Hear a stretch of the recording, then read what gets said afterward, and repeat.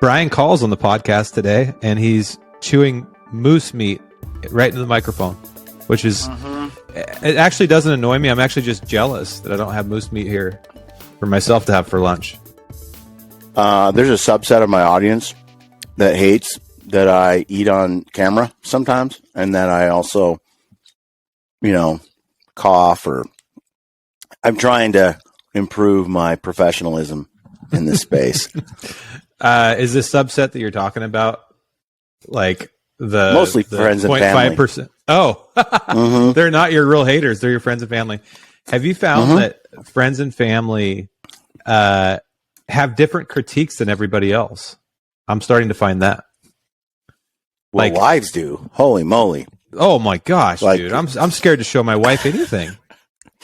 Like Suzanne. Suzanne's pretty chill, but Hillary, let me tell you, she wants that Ryan Lampers haircut. Like, she wants it clean. She wants it trimmed. She wants the beard work done. She's like, oh my gosh, honey. Oh my gosh, I'm so embarrassed. People look at this. They see it it's hilarious, actually, because I watched the film before we made it public. A couple of the films out there at their house last week. And Ryan's like, see what I have to go through every time. I sit down with my wife. It's funny that you movie. I've never heard of Ryan Lampers and clean and haircut in the same sentence. So how is that defined? I've never seen his haircut in any way. No. Yeah. But he does have a nice flowing hair. I mean, that is his stamp. Yeah, he's got that Legends of the Fall sort of Brad Pitt wannabe, flowing locks, just brunette, reddish. It's pretty red, actually. Last week, Dave, Ryan Lampers and I had a great show when we dropped the podcast, and we got a lot of people chiming in, and we mentioned the hair thing. And a lot of people were like, is Ryan dyeing his beard? Is he like Just for Men on his beard?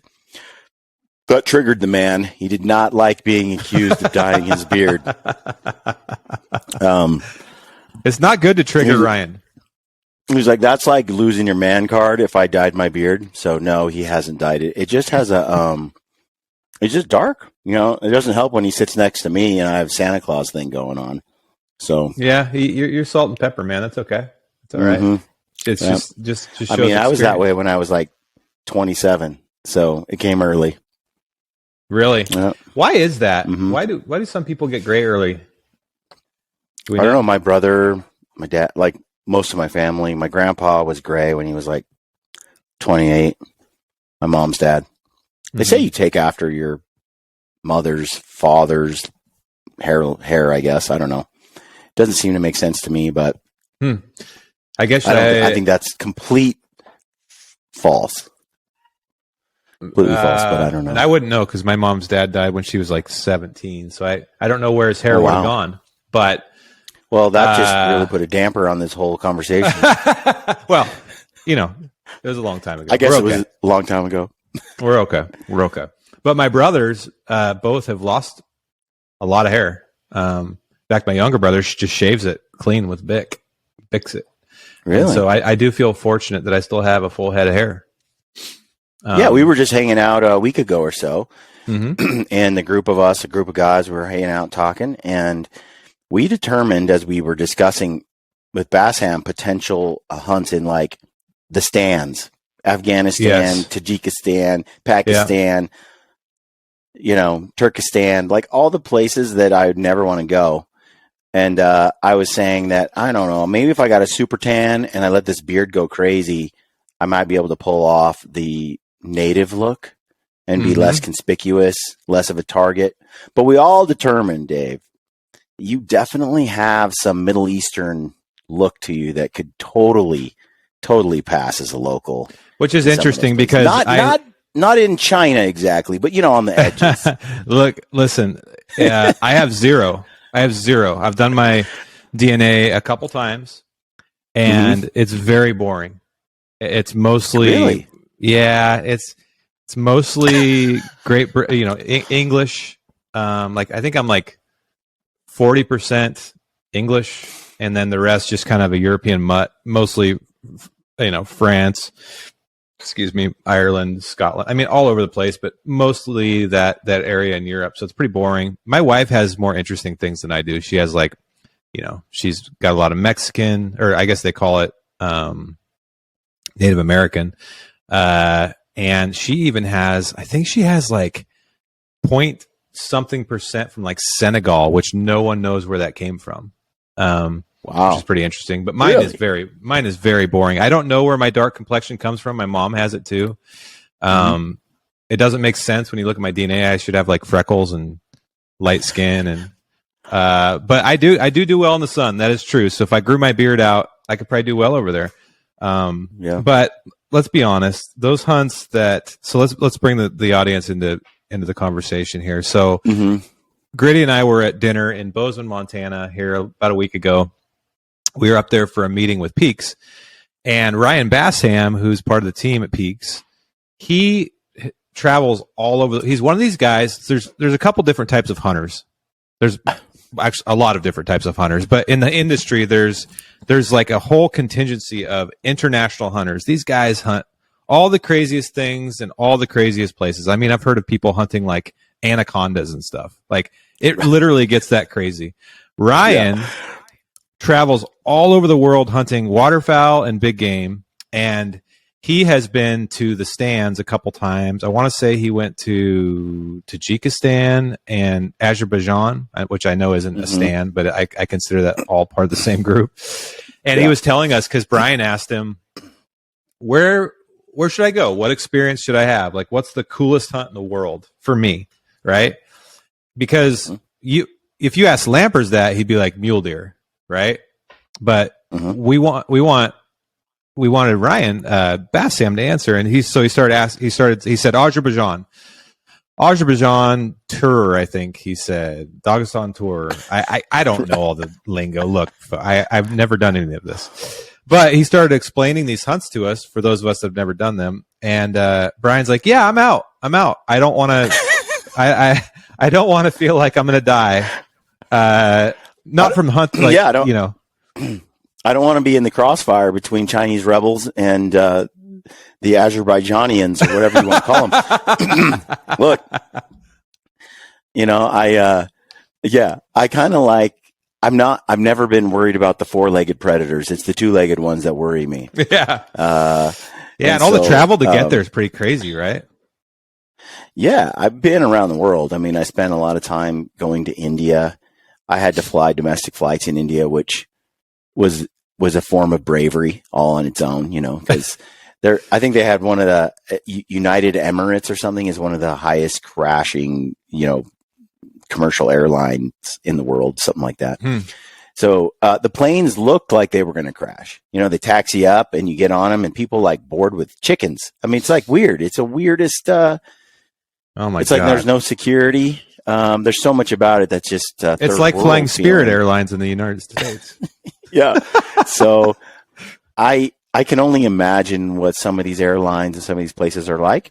Look, we are blessed, no doubt, to live in America and to have what we have. I have a lot to live for, David, and I have 3 children still that I want to be around for many years to come.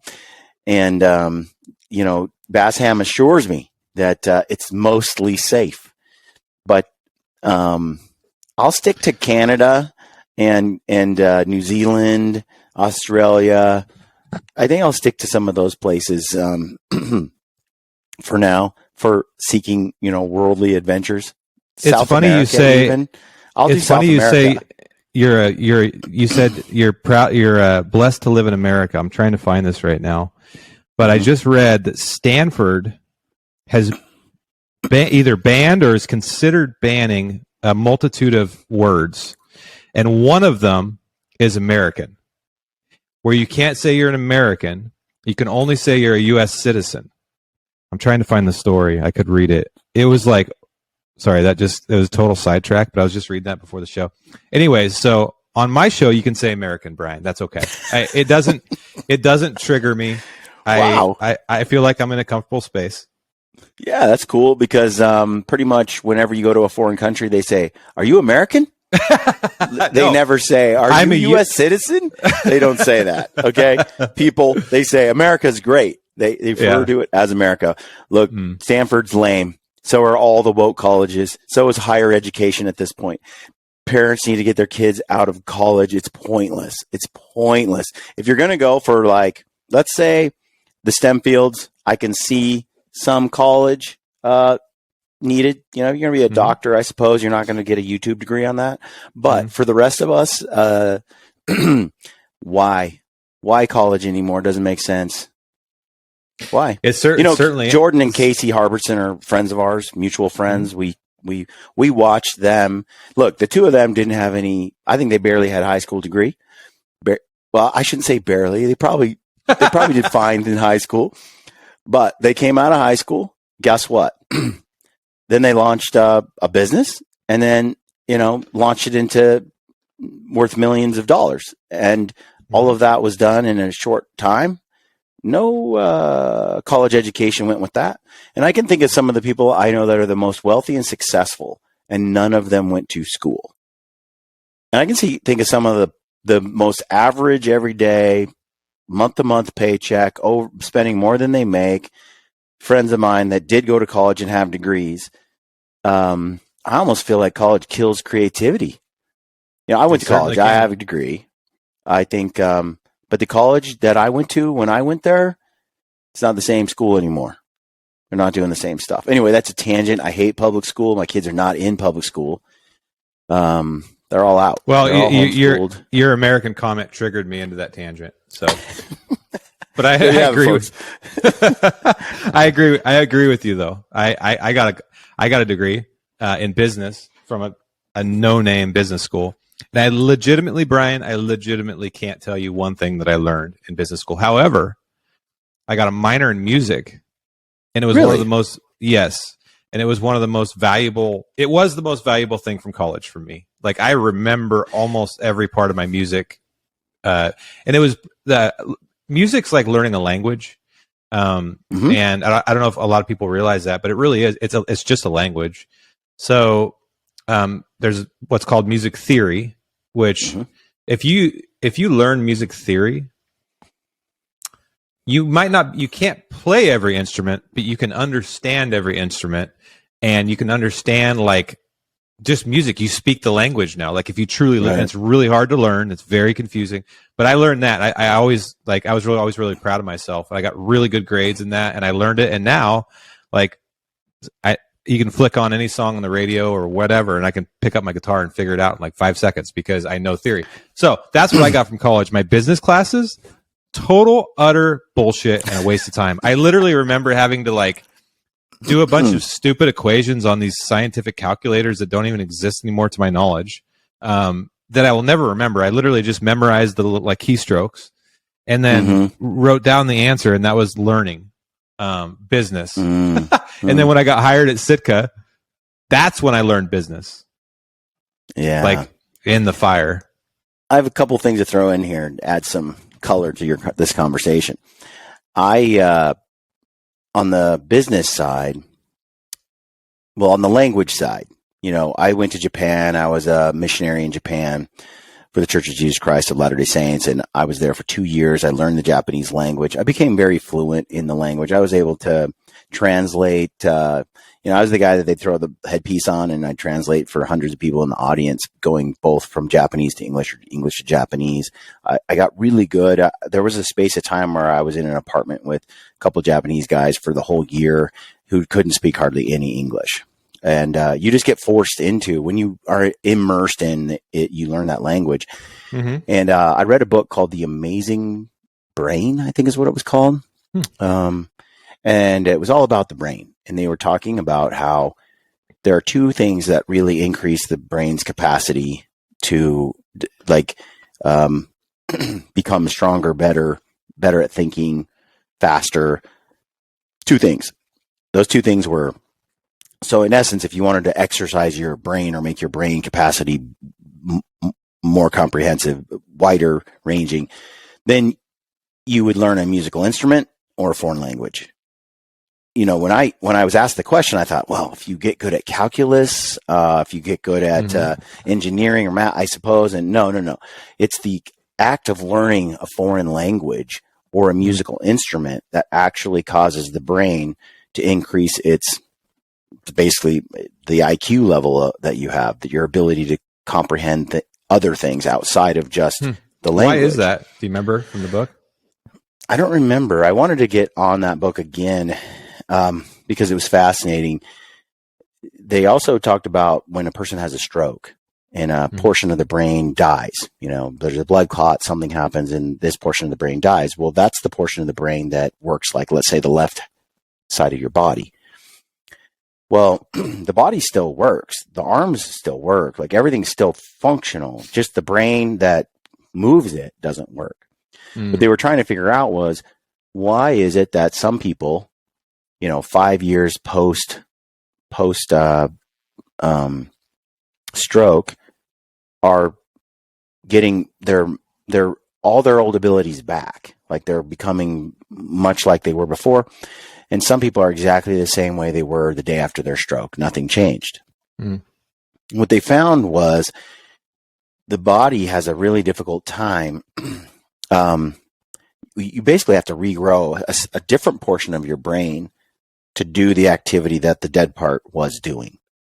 And it will remap and it will do it if you don't quit. The problem is, a lot of times the only thing a person can do for 6 months is barely move their pointer finger. Like they figured out they can just move it like that. And it's so discouraging that most people quit. They're like, that's all I can do. They quit.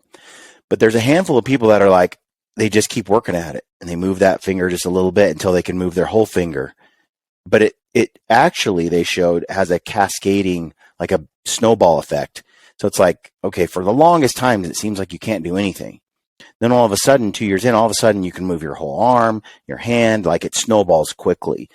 And so the gist of the lesson there was, if you just stuck with it after a stroke and you just really worked at it, it feels like there's no progress for a very, very long time.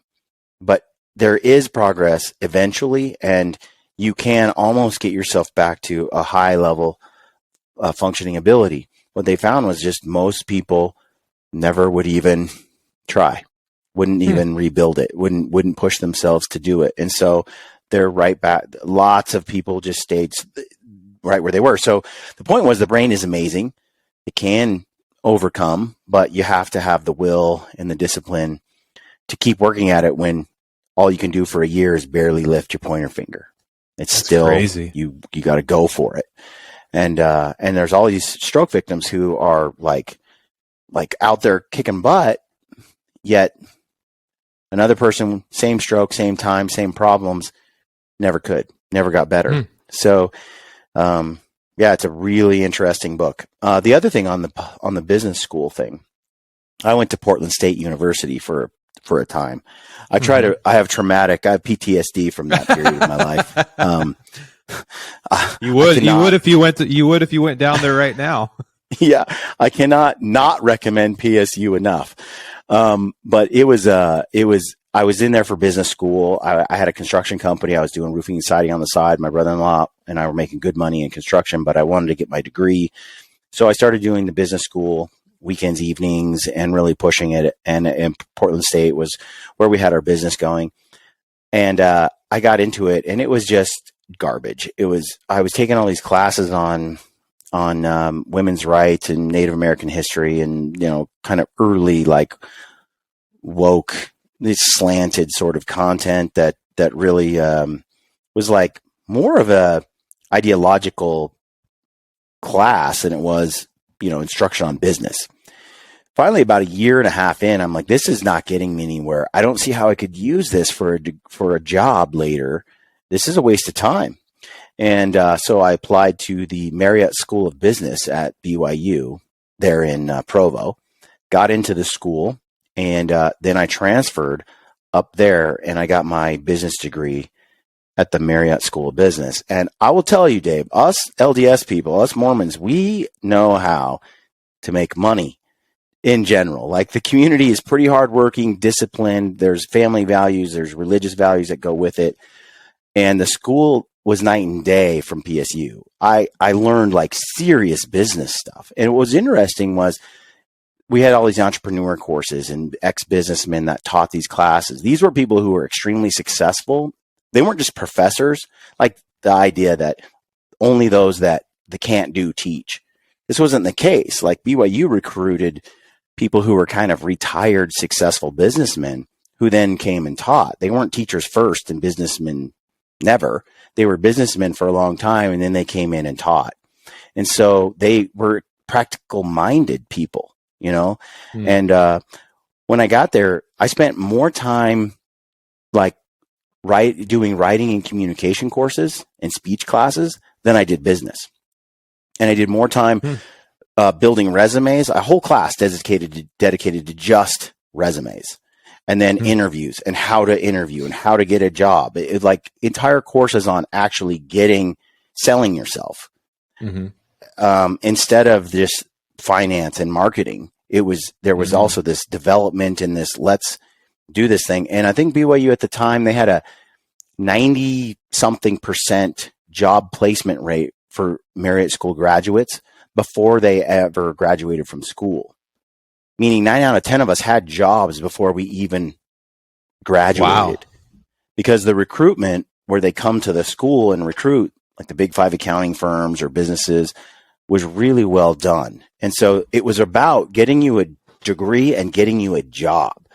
Portland State was about getting you to become a woke leftist, really. I mean, that's all it was. It was like progressive ideas, and they really didn't arm you with. You mean they didn't teach you how to? They didn't teach you how to do the business stuff? No, it was pretty bad. And so that's just a contrast. Shocking. Shocking. In you know. Yeah, that, no, I think there's amazing business. Obviously, there's amazing business schools. I just think that mine wasn't so woke, at least that I don't remember. It was more just a bunch of nonsense. What year did you graduate? Well, I went to college late, so not till 2008. I graduated after I started with Sitka. So, oh, wow. But I was I was just in front of you 5 or 6 years. Oh, okay. Yeah, I didn't start college until I was 2008 was getting a little bit weird. Yeah, I mean, for sure, I had classes. I had classes that were woke for sure. Like I used to get in debates with. I had a political science class that was pretty gnarly. Like you were in California, Oregon. Oh, were you? They let me start. Yeah, they let me start working at Sitka. I finished college before I moved to California, so my wife and I were just talking about this. I was basically doing customer service from Oregon. I was answering all the customer service emails from basically my college classes. And then once I got my degree, I moved down there to start full time. But once I got down there, what I realized was I learned nothing that would help me with any of this. And really, I don't know. I've never been to Harvard Business School or Marriott or any of these other ones. But I don't know if anything truly academically can prepare you for startup world, which is right, for sure. Mostly just survival, right? Now, I do think, because I've worked around people that have like Harvard MBAs and stuff like that, they do save themselves a lot of time on the front end. Like they're much more, generally speaking, they're going to avoid a lot of problems that others that aren't educated probably won't avoid. But there's still like having that great idea, building a great team and executing it and overcoming all the odds and all the challenges. Like you can't get around that with a degree, right? Right. So when I started working at Sitka, I'll never forget this. So PK Hart, which is Jonathan Hart's brother, Jonathan Hart was one of the founders. I had started there. This was like my first week.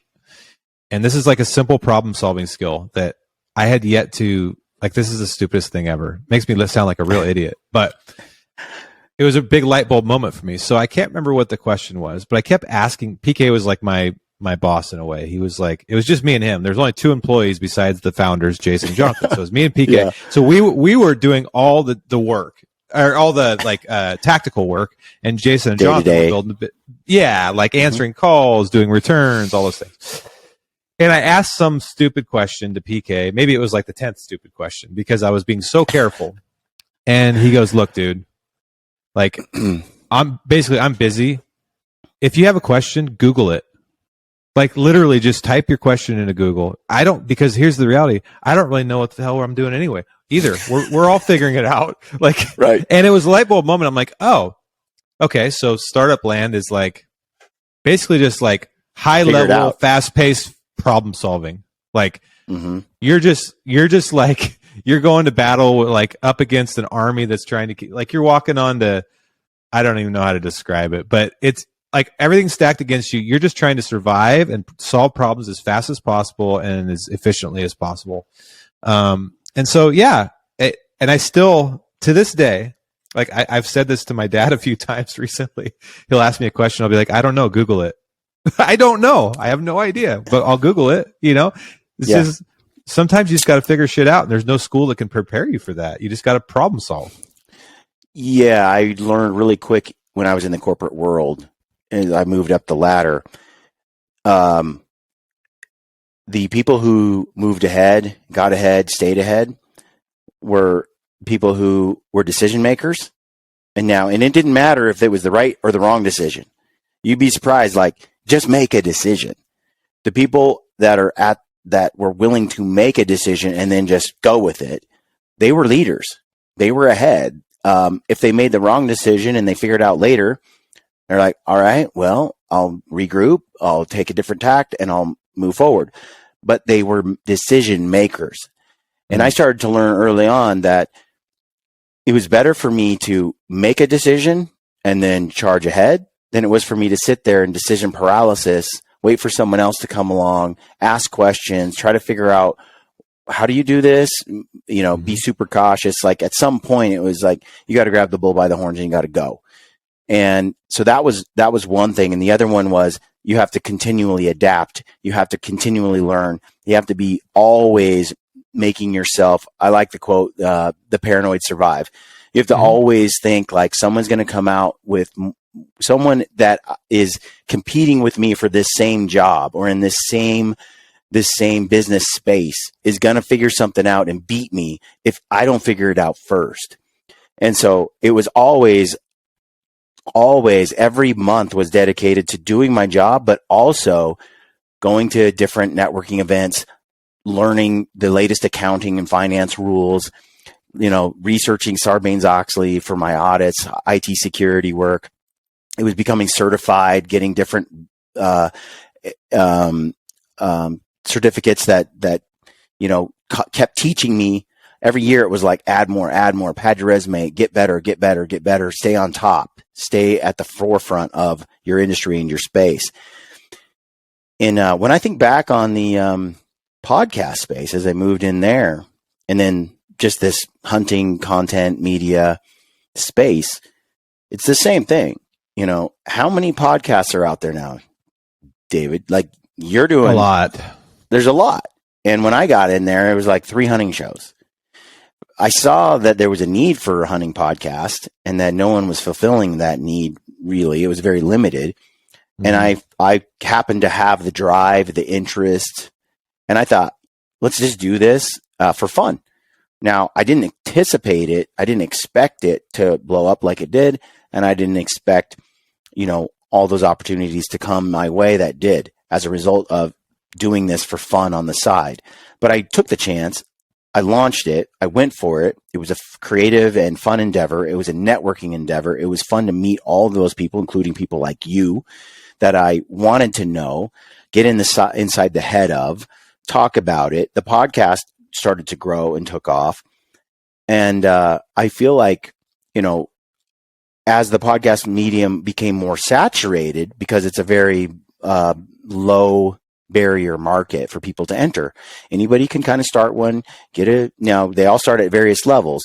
A lot of people won't attempt a video. They'll only do the audio version for a long time, but what you end up with is a more saturated space. In that case, it's like, okay, how am I going to reinvent this? How am I going to make the podcast still valuable to people?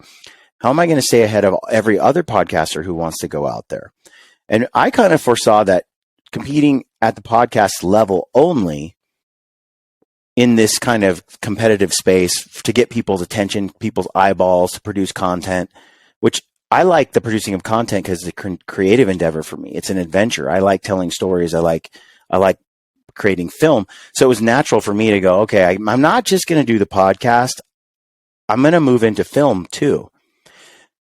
And I spent a lot of years investing in my ability to run a camera, to figure out how to edit content. And I sucked for so long. And I just kept plugging away and plugging away and plugging away until I started to create something that people really value on the film space. So now I got Gritty Films and I have Gritty Podcasts. And the two of those things together are a nice package that deliver value to an audience that really appreciates it. And they keep me, being able to do what I do. But a lot of that, though, was keep reinventing yourself. Keep, I have, they say that imitation is the greatest form of flattery. Mm-hmm. And when I look at the podcast, things I did that were innovative in the podcast space, people copied. Mm-hmm. The way I would set up my podcast, set up interviews, do 10 interviews or 20 video interviews in one weekend, things like that, nobody thought of or did. I did them live at the shows. Like that was different, right? And then the film space too. I like to think a lot of people have come along, and I see my influence in other people's films, where I came up with an idea or a way to, with maybe a gear pop up or something like that other people now, a lot of people incorporate. But if I can always come up with a new and creative way to keep evolving what I create, I think then, that's the game, because somebody's going to come along and copy you right away. We were having that discussion at the Peaks meeting that we were part of, right? It's like, well, look, we have to always come up with something new, stay ahead of we don't want to just, be part of something that's already been invented per se. It's got to have like value and merit beyond what's already there. So anyway, I've been talking for a while. I actually have a question that I want to ask you. Okay. I feel like Jason Hairston and Jonathan Hart are two very, very fascinating people, what they brought to the table. And then what you see there is two people who, first of all, were together at one point, but then split ways. But the fact that both of them did quite well once they had parted ways shows that both of them had tremendous skills in and of their own right on their own. My question to you is, having spent as much time as you did with them, surely who you are today is somewhat shaped by those two fairly remarkable people. What did you learn? If you were to look at Jason, if you were to look at Jonathan, and name a couple of things that you that Jason changed your whole, what were the things that imprinted on you from Jason? What were those from Jonathan? Yeah, that's a really good question, man. Because to your point, both of them probably had one of the largest impacts on my life. Top 5 for sure. They totally changed the trajectory. Before I was at Sitka, a lot of people don't realize this. I think we've talked about this before, but I got a 1.8 or something in high school. And it wasn't because I was stupid. It was because I didn't try and I never went. But I just didn't have, I had a great upbringing. My parents were my dad always pushed me to think big. I mean, I was a pretty good athlete, pretty good hunter, and all the things but from a life planning perspective, I didn't really have a great plan. I was like a golf pro at a country club part-time and going to school. And so when I met Jason and he offered to give me a job,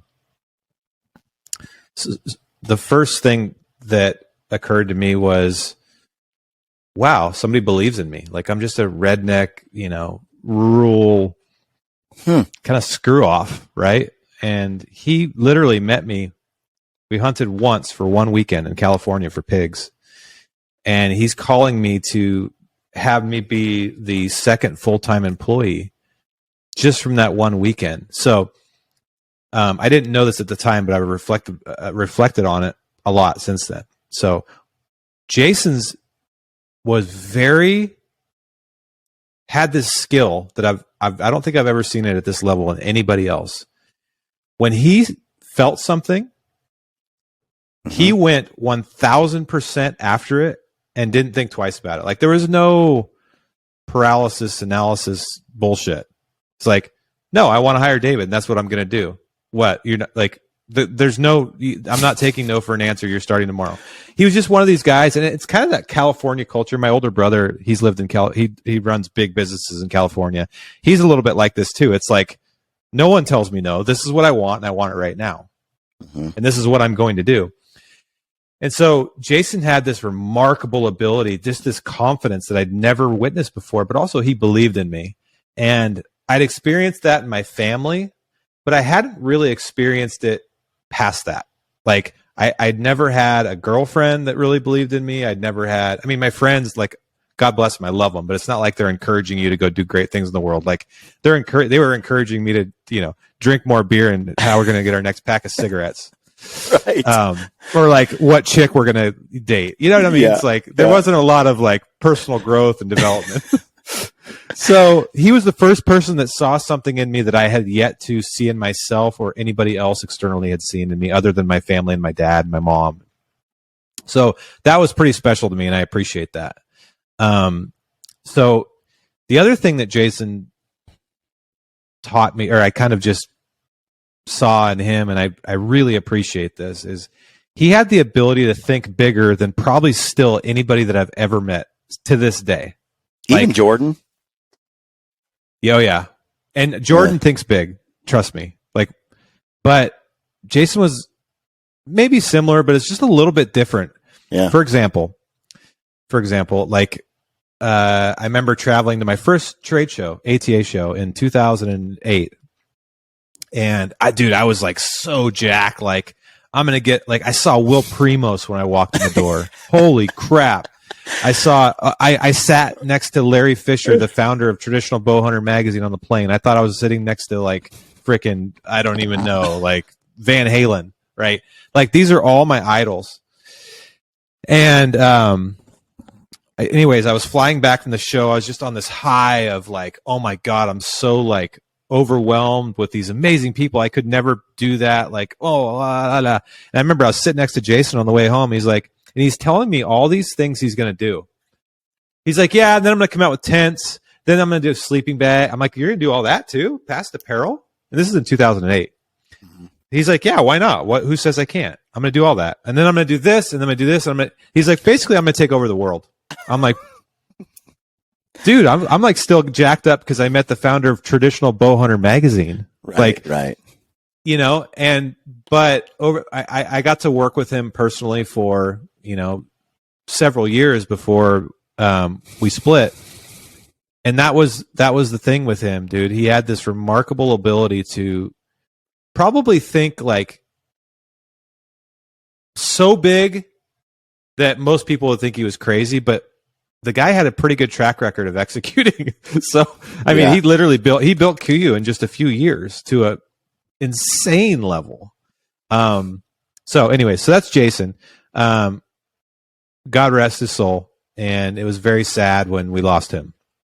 And I wish I would have talked to him a couple more times because he was an impressive individual. So Jonathan. Don't know. Jonathan, sorry. Jonathan, when I first met him and started working with him, he was one of these contrarians. Like, you'd be like, the sky is blue. He'd be like, I don't know. Not really. It's like a shade of blue, but I would call it more of a whatever. And you're like, who the hell are you, dude? But he's like one of these creative people like that never has a simple answer to anything, but always makes you think more about what you're thinking and saying and doing. So he always, no matter how good or bad of a job you did, he was always the first person to, he was very supportive, but he was also very challenging, which I needed because I didn't know jack shit. Mm-hmm. I didn't know anything. I literally didn't know anything. What I had was I had the humility to know that, the discipline to get there earlier and stay later than everybody else, and the vision to see where that could go.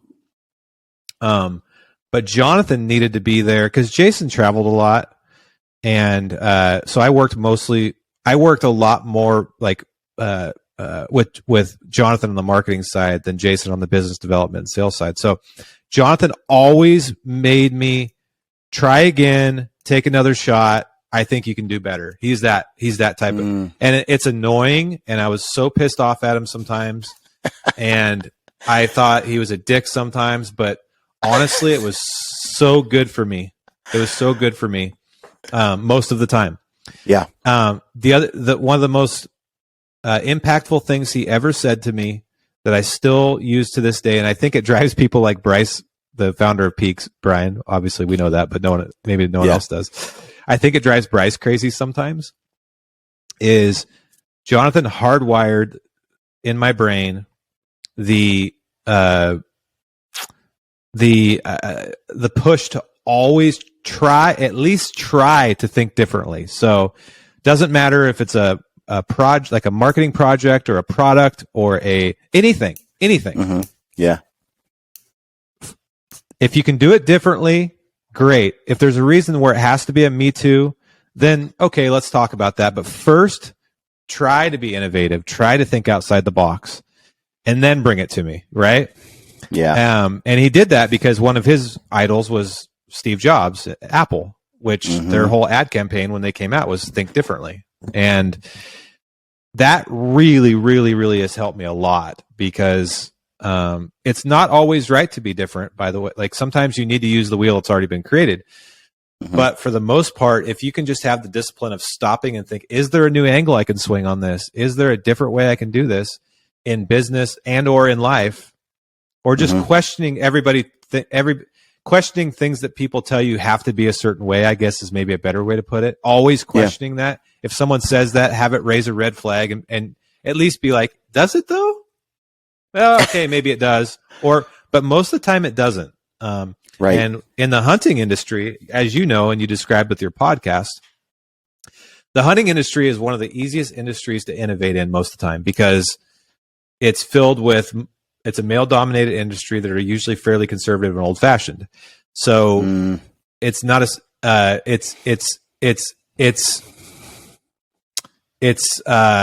slow to innovate. It's usually it's usually a few years behind other industries, and I'm not bashing it. I'm part of it, and I love it. But it comes with a lot of value on the flip side as well. Absolutely, believe me, I'm conservative. I'm all the same things.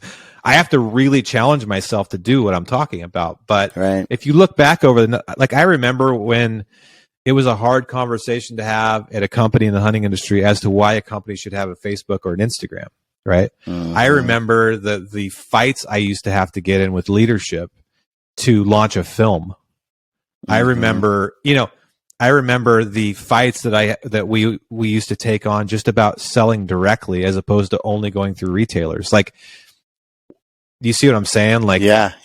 Usually I know exactly what you're talking about. Yeah. I mean, I came to the table when hunting TV was still king, and I'm trying to get companies to support a podcast. And I'm like, look at these numbers. Look at how many people are tuning in. There's tremendous value in this form of content.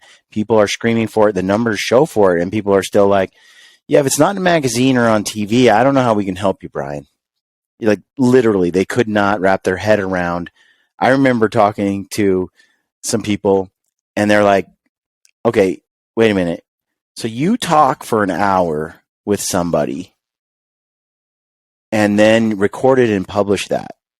That's the show? And I'm like, it's like Seinfeld. So you're saying it's about nothing? And I'm like, yeah, we hang out, we talk about hunting, how to call elk, and they're like, for an hour. I'm like, sometimes 2 or 3. And they're like, yeah, I don't have time I would never sit down. Why would I I could watch a show. I got TV. Like, I don't get it. I don't get it. And it was really difficult. I had to ride the podcast for quite a long time. It had to get to some pretty serious numbers before companies started to go, wait a minute, hunting companies, by the way, because the other industries outside of hunting podcasts were huge. I remember I'd been listening to podcasts like 7 years 7 years. I was That's on Joe insane. Rogan at the very start of Joe Rogan. I was listening to his stuff. And I always was drawn to that medium in general. I like to learn. And so I'm sitting here going, seriously, there's no hunting shows, no hunting podcasts in the hunting space for a long time. And when I launched it, nobody was listening to it. I put it on YouTube. The only reason I went to the video version at all was because I knew I couldn't get anybody to tune in if they couldn't just watch it on the YouTube medium. You know, if they didn't see a video clip, they weren't going to get it. Right. And so and it still didn't work. And so then I had to start going to trade shows and to archery shoots, Total Archery Challenge, Northwest Mountain Challenge. And I'd sit there in front of my core audience, right, as they walked by, and they would see me laughing and hanging out and talking with certain people like Corey Jacobson for 2 hours. And then I'd say, yeah, this is how you download a podcast. And I'd take people's phones and I would show them where the podcast app was. And then I would say, and you subscribe right here, boom, now it's on your phone. Now you can listen to it on the road, or you can go to the YouTube channel, you can watch it. And they're like, okay. I actually made videos to show people how to work a podcast. I had a whole video on how to go into podcast settings in your phone. You already have an app for it. You do this, you do that to get the podcast app. And because the whole industry didn't know what a podcast was, it seemed like. Right. And then when everyone else had been doing it for years in the fitness community, you know, pick a space. They were already doing it a long time ago. Right. And so it was a slow, innovative. They were slow to pick that up. It was slow for them to transition from TV. You know, Randy Newberg got on YouTube and digital quicker than most of his contemporaries. Many of them are still over on TV and never made the jump. And you look at Randy today, leaving TV, and Randy Newberg's show has continued to innovate and grow. He's one of those people that I'm talking about who's like, paranoid will survive. He has to constantly be coming up with the newest thing, live streaming every week, doing his podcast, getting a hunting forum where people can communicate. And like, he's out there on the forefront. He got himself onto Prime before anybody was like really out on Amazon Prime. Who watches hunting shows on Prime? Well, if you're Randy Newberg, you got there quick. And all of those moves are innovative. I'm impressed with Newberg. The Altitude Show is brought to you by Peaks Equipment, the world's leading technical, hard goods, and accessories brand for backcountry enthusiasts. From trekking poles to headlamps to best-in-class gaiters, Peaks delivers a system of products that work to achieve optimal performance in the harshest conditions. Don't suffer on your hunting adventures. Peaks enables you to thrive on the mountain when everyone else is going home. Visit peaksequipment.com and use code ALTITUDE for 10% off today. That's ALTITUDE for 10% off on peaksequipment.com. Just in his staying power and his ability to innovate his show and to keep it going, where I look at a lot of shows I feel are pretty archaic now that have stuck with the hunting TV model. And yeah. And everything that you just mentioned is I think it's having that ability to question the status quo. And sometimes the answer is going to be the status quo, but a lot of times there's a new way to skin the cat. And I remember the conversation. Well, I for sure remember you and I's conversations, and I remember the ATA show that you had that you were podcasting out of the little Mountain Ops booth. Like, I remember that like it was yesterday. I played my guitar on it. Yeah, it's pretty sweet. Yeah, it was awesome. That was fun, dude. It was so fun. Dude, that was so fun. I also remember when Randy, because at the time we sponsored him at Sitka. Well, they still do, but I was in charge of that. And he came to me. He's like, look, I don't know if this is going to be scary for you. I hope not, but I'm leaving TV altogether. And I said, God bless America. I could not give a shit about TV. Let's go. And yeah, he has crushed it. And so, yeah, it what you said earlier about being adapting. Mm-hmm.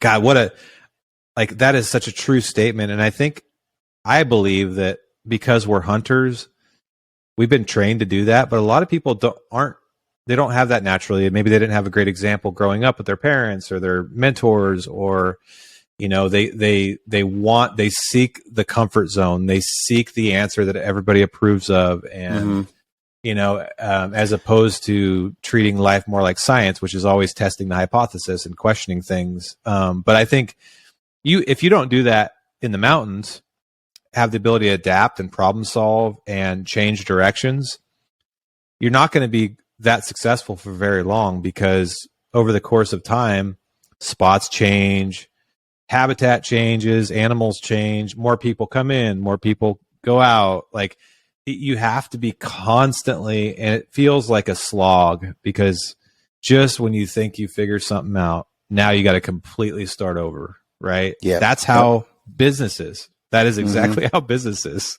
Absolutely. So, when you think back on, as you mentioned, Jason and Jonathan and their influence and kind of what they've ingrained in you, what are some things that you learned on the flip side where you're like, from the business experience you had, that you learned, like, because some of the most painful lessons are the ones that were big mistakes.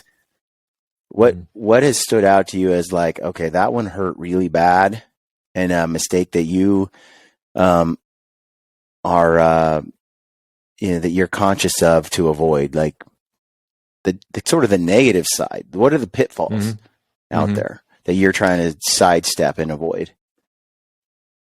So the first thing that comes to mind is, if you're going to have a partnership with a friend, there's high risk of fallout. I can't remember the statistic, but I want to say it's like 80% or something like that on partnerships fall apart. And usually when they fall apart, it's not super pretty. Brian, have you ever had that happen? I think we both know. I mean, yeah. I mean, so that and it happens. Anyone who's followed Gritty for a while knows, like, there was some. I think back. Yeah, but it's all normal, man. Well, that's just it. Is like you just said, when you go into business with a friend, sometimes it just ends ugly. Yeah. How do you, like, because if you look at, for example, right now, I am in business with friends. Lampers is a prime example. And yet we're not suffering any kind of, we're only getting closer and more respectful and more appreciative of each other over time, instead of the other direction.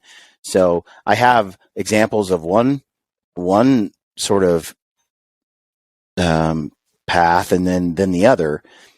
I have my own ideas on how that comes to be, but what are your thoughts? I think it's like any serious relationship that you're in. I mean, when you're starting a business with a friend, you're almost getting married to them in a way. So you got to treat it like almost like a marriage, which is over communication, ability to challenge each other, ability to talk about everything and not leave the room until it's figured out. Like, it's fucking really hard, and it takes a lot of work. If you think you're just gonna, like, because here's the deal: when you first start a business, you're going to be in this honeymoon phase where, like, you're like, how could it ever go wrong? What could go wrong? Like, it's going, we're going to be in Ferraris on the beach in Hawaii, dude. Like, within the next 10 years, we're going to be millionaires. Come on, high five. Yeah. Woo. Let's fucking go. And then the first problem comes. And then the second problem. It's just like a marriage, right? There's the honeymoon phase. Yeah. And then you actually, like, start, like, acting like yourselves around each other. And then you actually have to solve real problems together. And that's kind of the crux of a marriage, is if you can't do that, like, if you can't if you can't accept the lows with the highs, your relationship is screwed. And so a partnership is no different. The only real difference is now there's a lot of money involved usually. And that is where the complexities really come in, because people change when there's money involved. And not that there's not money involved in a marriage, but that's a little bit different. But like, say you're in a startup that's going really well. There's a lot of money involved, potentially millions of dollars, potentially. And that has to be handled with tremendous care, a lot of upfront communication, very clear contracts, very clear ownership, very clear exit strategies. Like, it's almost like you're writing your will up front. Again, like there's ways to avoid this. Now, if you talk to a really great business attorney, I know what they'll tell you, but none of us are going to like it. What they will, because they have told me this, what they will tell you is don't get into a partnership. What's that old saying? Partnerships are the only ships that don't sail. Yeah. Well, the last one I talked to, and he's pretty high powered. Actually, I was surprised he took my phone call. I was asking him about a business that I was thinking about starting with a partner, and he goes, let me tell you something. He's like, I can sit here and tell you how to write the contract to try to protect yourself, but he's like, I spend 5% of my life writing the contracts, but I spend 95% of my life trying to figure out how to get out of them. He's like, I'll just let you take that for what it is. So that was lesson number one. I saw a very productive and successful and fun partnership go to shit. I'm not going to get into the reasons why, because it's not really my business, because I wasn't in it. But I saw it firsthand. Yeah. And it never got resolved, and it was very nasty and bloody and not very toxic. Right. So I guess that if I can avoid that, my life would be better. And then the second thing was, there's a balance between blowing a business up and growing intelligently. And it's really hard to know what that line is or what that balance is. We were just talking about this last week, Brian. Yeah. Right? Yeah. Like, because when you start, say you have like proof of concept, people are buying your product or your service. You're like, whoa, okay, this is sweet. Hell yeah, I'm making some money. I can see that beach in Hawaii. It's right on that Lamborghini, you know. Why don't we just do this faster? Let's just let's sell all the things. Like and sometimes that works. The tech industry is like that. It's like either 1,000 miles an hour or 0 miles an hour, right? But and then there's the folks that have a successful concept, and then they just kind of smother it with over analysis, and they don't ever let it kind of grow because they never take risks. So that's kind of both sides of the spectrum. Yeah. In my opinion, what I witnessed was probably maybe we were trying to do a little bit too much too fast, as opposed to just taking advantage of there was no one else in the space and we had a lot of time to just kind of do it right. Now, folks, this is my opinion. Okay. So anybody that used to work there that wants to question that, just call my cell phone and we can have that talk. This is just my opinion. Yeah. So, I'd say like striking that balance of like blow it up or over smother, like what's the right line between those two? And is, you know, it just comes down to what your personal risk, it comes down to managing risk and your desire for that. Like how much can you handle? Because the more you try to blow something up, the more risk you take on, and potentially the more people you take on, the more capital you take on. And it just becomes really complicated.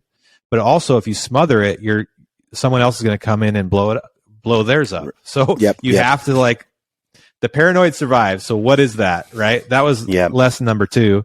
And then lesson number 3 was, you know, we went through an acquisition, and you know, several years in, where we were purchased, and you have the choice. You can either be like, screw this, I don't want any part of this, you know, middle fingers out the door. Or you can choose to assimilate into the new culture and just accept the fact that you have no control over the situation, and try to make the most of your career at this new company, right? And I chose the latter, and I was happy that I did that. But I think just people knowing that you do have a choice, but the worst thing you can do is if you're part of an acquisition, is to choose the latter, decide to go through with it, but then just be sour about it. Right. That won't work.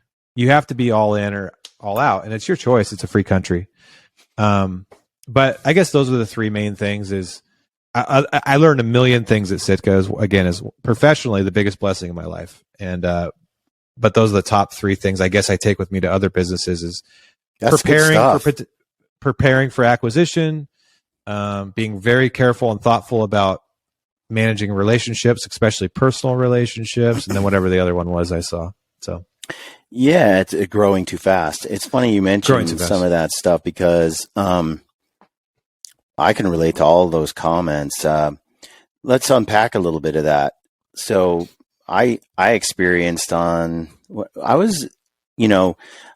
I met Casey and Jordan and they were doing mountain ops. I mean, it had been alive for a few months, maybe a year.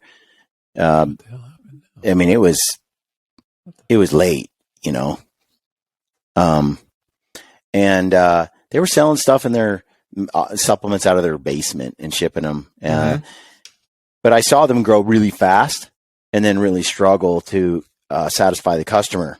Things were falling apart. There wasn't customer service. And when you have a product in high demand and you're selling that crap ton of it, and that's a good problem to have, but there is a tremendous risk, and it's hard to manage. There's certain stages of a business where it's really painful. Even my podcast, as it grew, you get to that point where you don't quite have enough money to hire somebody, but you can barely keep things flowing without somebody. And so you're in this in between until you get the revenue to get some help, Right. And then on the acquisition side, I've seen a lot of business owners over the years give up ownership and equity in order to get cash. But when they do that, they lose control. And then it's not really their baby anymore. It doesn't really follow their vision. It follows someone else's. And so what might seem like a need now can come back to bite you later. So there's a couple of rules I live by. One is if I have ownership in something, man, David, I am really, really reluctant to give it away at all. I want to hold on to it with every clutching finger. It's not something I treat casually. The other thing is when you talk about ownership, I think it goes back into going into business with a partner. What makes one successful and not successful? Well, I think one of the things that's critical is that you have boundaries, clear boundaries established early. And a lot of times I think, for me, I'm agreeable and trusting generally. And so that's a recipe for getting taken advantage of pretty easily. And the trick is, I think, as you go into business with someone, it's really smart to maintain independence as much as possible. So, for example, Lampers and I have pretty much all these years as we've done stuff. He does his thing, I do mine. Right? We're very, very respectful of each other's own endeavors. And it's just we do this together, but we don't mix and match a lot of other things. And I help you, you help me. We truly enjoy working together. But there's a good set of boundaries there. And it was very, very slow, painstakingly slow, because Ryan is one of the most conservative, cautious, and careful people you will ever meet. Probably why he's one of the best hunters I've ever met or in the world. I mean, he just has a very cautious and careful approach to everything he does. That means you're not going to become partners with Ryan anytime soon, if ever, because he is that cautious, that careful. And so as we have grown in different levels of partnership together over different things, it's been really slow. And so we never overcommitted to one another on anything. We did it really, really slowly, to the point where there was a very solid foundation of trust and understanding of what each of us are bringing to the table and what we're going to do for and with each other. And so I found that, taking it really slow and then maintaining as much independence despite your partnership is ideal. I don't own any of Stealthy. Ryan, he doesn't own me. We still have these 2-track systems going on, but we have gone into partnership on a couple of endeavors, and those are great. And so maintaining degrees of independence, I think is really important, and taking it really slow is really important. The other thing, when you talk about a marriage, okay, comes to partnerships, there are people that if you go in a partnership with, you're doomed before you get started. For example, if you look at dating, David, if you were to date a girl who had like a body count of 100 dudes she's been with, okay, that's a pretty good, it's a big body count. And not these days. Okay, true. That's true. what I hear anyway. Back in our day, that would have been considered crazy. So I'll tell you, I have a body count of 1 and she's still my wife, and it's vice versa. So the two of us, we don't fit that mold. But I'll tell you, if you start with somebody as a potential partner that has, that comes with a lot of baggage, or is, like I said, if you're dating in the dating market, perhaps the one you want to marry isn't the one that has this crazy body count, is pretty selfish, is self-indulgent, maybe that person doesn't have all the ingredients needed to form a partnership long-term. And so making that evaluation early is critical. And so now, if you look at my life or Ryan's life, we talk about this often. I look at the people that I have surrounded myself with, like you, Bassham, Bishop, Lampers, Hillary, Brad. I have a list of people that I have built this sort of relationship with. I don't let anybody into my circle that is not highly trustworthy and has proven to me over a long period of time that they can be in that circle.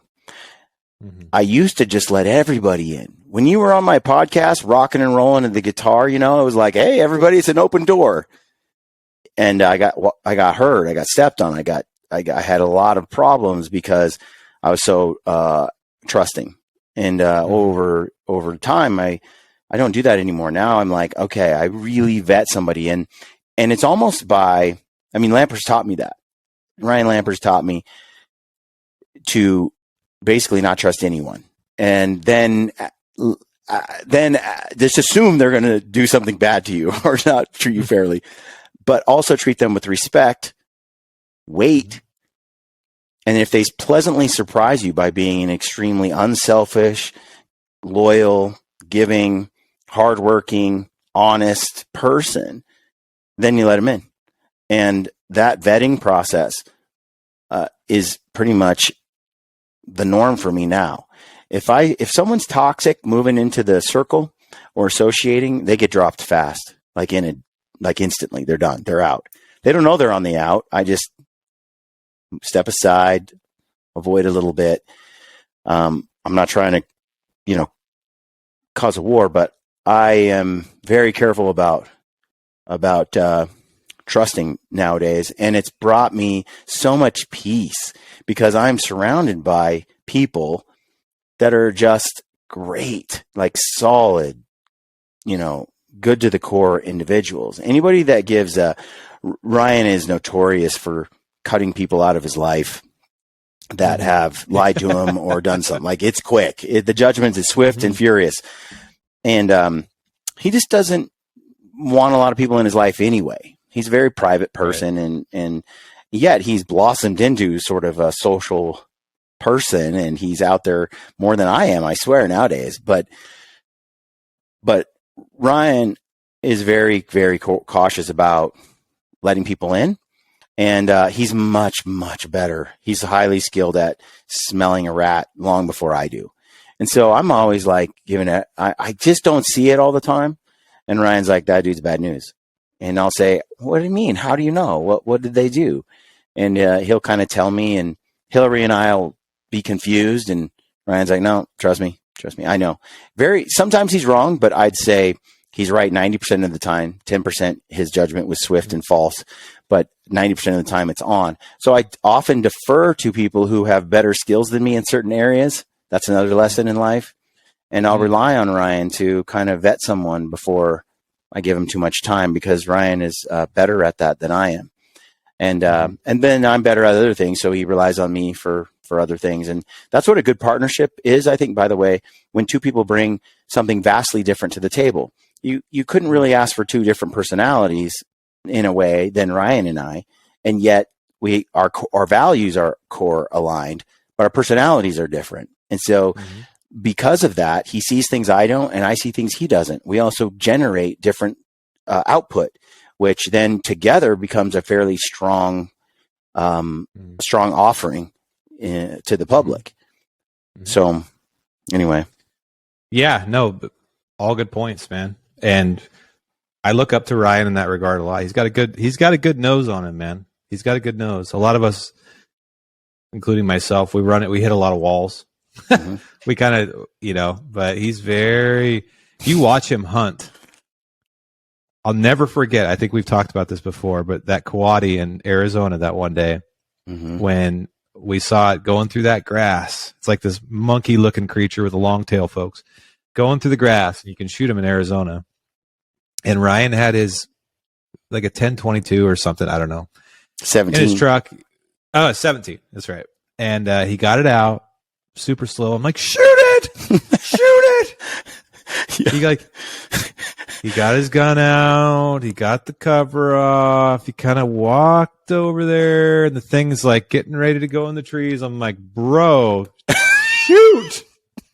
I would have had a whole clip off by now. He gets the crosshairs on it, and I can't remember exactly. Oh, I think it was facing away or something. He couldn't quite get a ethical shot on the frickin' coati, which you could probably shoot it anywhere, and you're gonna get it. It's like shooting a badger or something. I don't know. It's like, dude, just I don't know. Put the crosshairs in the center, and we are going to get it. And it walks into the grass. He pulls up his gun. He's like, no, I just didn't have a clean shot. And I thought to myself, dude, you are disciplined and controlled.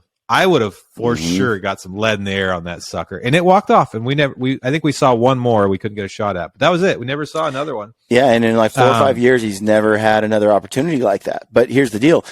9 out of 10 times, that pays off. That cautiousness pays off.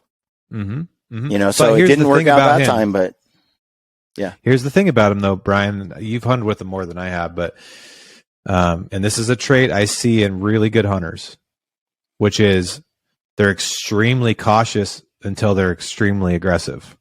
Like he has a knack of knowing what, he's killed 2 Coues deer down there now under 20 yards with his bow. Now, yes, out of 3 attempts. Yes, out of 3 attempts. It's not like 2 out of 10 years. No, it's 2 out of 3. And the third year, he shot a buck that was the size that was like a 185-inch mule deer instead. I was going to say he didn't even hunt Coues deer that time, so that doesn't even count. He's like 2 for 2 for giants. Yeah. And anybody who's ever hunted those things, I don't know, Brian. How many big bucks have you been under 20 yards of out of the 5 times you've been down there? Ish. Under 20 yards, I think I've been 1 time, and I certainly wasn't able to shoot it. Oh my God, drawing your bow. Ryan has somehow managed to do that twice in basically 2 trips, because the third one he hunted mule deer most of the time. Now, some of that's luck, sure, fine. But he has an ability, right? I mean, you could say maybe once was, but 3 years in a row he's killed a giant animal. I mean, whether it's a big muley or a Coues deer too, let's not discount how difficult it is to kill a 180 plus inch buck in the state of Arizona on that over the counter tag. People, you got 100 guys going for one deer, yet that dude did it. I don't know. He's uncanny. He is. He has the ability to know when to go. And that's a talent. Another friend of mine, Tyler, he has that same ability. He's very cautious until he's not. And when he decides to hit that throttle, he goes. He doesn't question himself. And that goes back to a prior comment you made about having the ability to, as you get older, you learn to trust your gut more with people and in situations. And you become more confident with your senses. And I feel like when we're younger, we're still figuring it out. And you're always figuring it out, I guess. But I turned 42 a couple days ago. And I am the same as you, Brian. I feel like my community of people, I've probably never been happier with it. I've gotten rid of some toxic things. And some people I loved that I just don't have patience for anymore. And I've doubled down on the relationships that matter the most. I've doubled down on the projects that matter the most, and and kind of recalibrated my North Star and just trust my gut more. And I think Rogan said this one time on his podcast: as you get older, you make less mistakes because you still make mistakes, but you make less mistakes. You just get, I guess, you just live a little bit more intelligently, for lack of better terms. Jordan Peterson, I listened to him speak once, and it struck me what he said, because if I take a personality test, I am extremely agreeable. Like, I kind of want to please people, and I kind of want to be, I'm not looking, I like to avoid confrontation if possible. It's kind of my personality. I like to get along. Now, as I've gotten older, I have formidable confrontation skills, which were never natural, but were keenly developed because I had to have them to be successful in life. You have to be able to have difficult conversation. Tim Ferriss said years ago, you can measure the success of a person by the number of uncomfortable conversations they were willing to have. There's almost a direct correlation. So that means confrontation is part of life, and you need to be good at it. You need to do it. You need to come out and have those hard conversations. And it's incredible to me how many people are so afraid to do that and avoid it. So I have this agreeable personality. So I had to proactively, I had to figure out what my weaknesses are, understand those, and then practice improving on those. My strengths are my strengths, man. They're natural. They flow. The stuff that, if I wanted to be successful, that I needed to work on were the stuff that I suck at. And so the agreeable side, Peterson talked about how scoring that high on agreeableness, you tend to be taken advantage of. You tend to get worked over by people that are more manipulative, more savvy, and more calculating. And what often happens to people who are quite agreeable, they either learn to be confrontational so that they can navigate a more successful future. But also, the other thing that can kind of happen to them is they become bitter and jaded because they do things with goodwill and good intent, and then people use them, take advantage of them, and they don't stick up for themselves well enough. So they end up getting the short end. They become bitter, resentful, mistrusting, and jaded. The trick is, rather than becoming jaded, he said, is to become wiser. Don't become bitter. Chalk it up as life's lessons, and then take that to be better next time. And don't lose your agreeableness. That's one of the great traits. Like, don't lose your desire to get along and to invite people, be welcoming, and all of that. Don't lose it, but just become wiser about how you go about it. And so in my later years in life, that has been more my goal, is to become more confrontational by nature, but also in a very respectful way. And to also look at the past as the past and not be bitter over how things turned out or how things ended, and really look at the future, be forward looking in terms of, okay, now I'm doing, I always say, like, 40-year-old Brian succeeded where 30-year-old Brian failed. Now, I'm headed toward 49. Ryan will be 50 next year. And I'm looking at 50-year-old Brian. He's way better at this stuff than 40-year-old Brian was, 45-year-old Brian. And when I look at the world that way, I'm not really bitter. I went through some bitter times, but I'm not really bitter and jaded about the past. I kind of realize that human beings are full of faults, including me, and people are gonna fall prey to all their insecurities and their fears and their foibles and their vices. That's human nature, and I'm no different. So the goal there is to try to navigate as best I can with through life by acknowledging that, yeah, we're all like that, but also, give everyone a little bit of grace. I don't expect you in all of our endeavors to be perfect. I expect you to try to be perfect. Mm-hmm. And that's what I'm trying to do. But I won't achieve it, and you won't either. And so grace for one another, knowing that we both start out with the goal to be good is key. But I think it's a daily roll call. In Ryan Holiday's Ego is the Enemy, he talks about how checking your ego and your pride is a daily roll call. I think everything about yourself is a daily roll call if you want to improve who you are. That means every day you have to go, am I doing this out of my ego? Or am I having this emotional reaction to the comment this dude left for the right reasons? Should I even be emotional about this?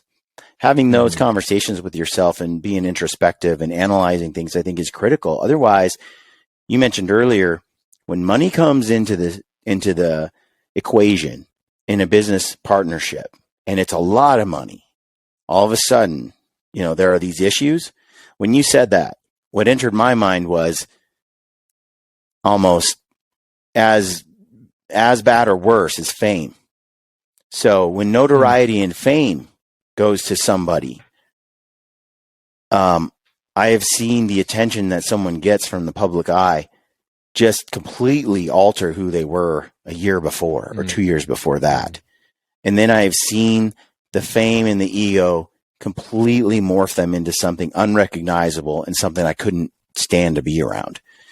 Mm-hmm. And fame can do a number on people, can completely wreck folks. And some people just can't handle it. And I think the same is true with the money. Some people get in that vein where all that money comes pouring in, and then they turn into, a monster, Jekyll and Hyde, and so, but yeah, I think it's a daily roll call. I always tell myself that, each day, especially I always, C.S. Lewis in Mere Christianity, he talked about this quote. I think it's chapter 10. I don't remember exactly, but it's about pride and ego. And he says, in the book, he talks about, do you wonder if you have pride? Do you have an ego? He says, if a guy walks into a room and he's got an ego, just wants to be the big noise, the life of the party, thinks he's all that. He's telling you and everybody else, he's telling all the jokes. Everybody's paying attention. He can't even let anybody else talk. It's all about him. He's narcissistic. He's like, if that guy triggers in you an extreme hatred of him, then you have an ego too. Like, that's your check. That's your litmus test. You tend to see your worst qualities in others. Two people, if you have a big ego, the one thing someone with a giant ego can't stand is another person with a giant ego. They can't be in the same room together. They can't do it. Yeah. So he's like, ask yourself, you know who those guys are with those massive egos. When they come in the room, are you the kind of guy that's like, yeah, he's got an ego, whatever. It's who he is. I wish he was better, but that's how he is. And it rolls off your back. You don't you got some humility in you.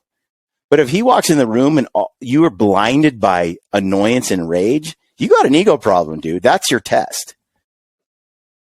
That should be the red flag, because two people with massive egos cannot tolerate on each other.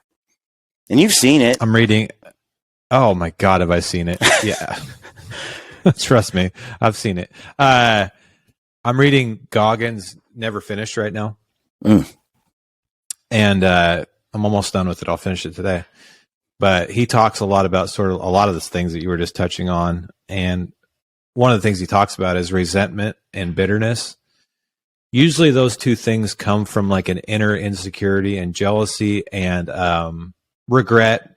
And basically, a lot of times it's us recognizing our shortcomings, but also at the same time, sort of knowing that we could solve them like that other person has, but choosing not to, right?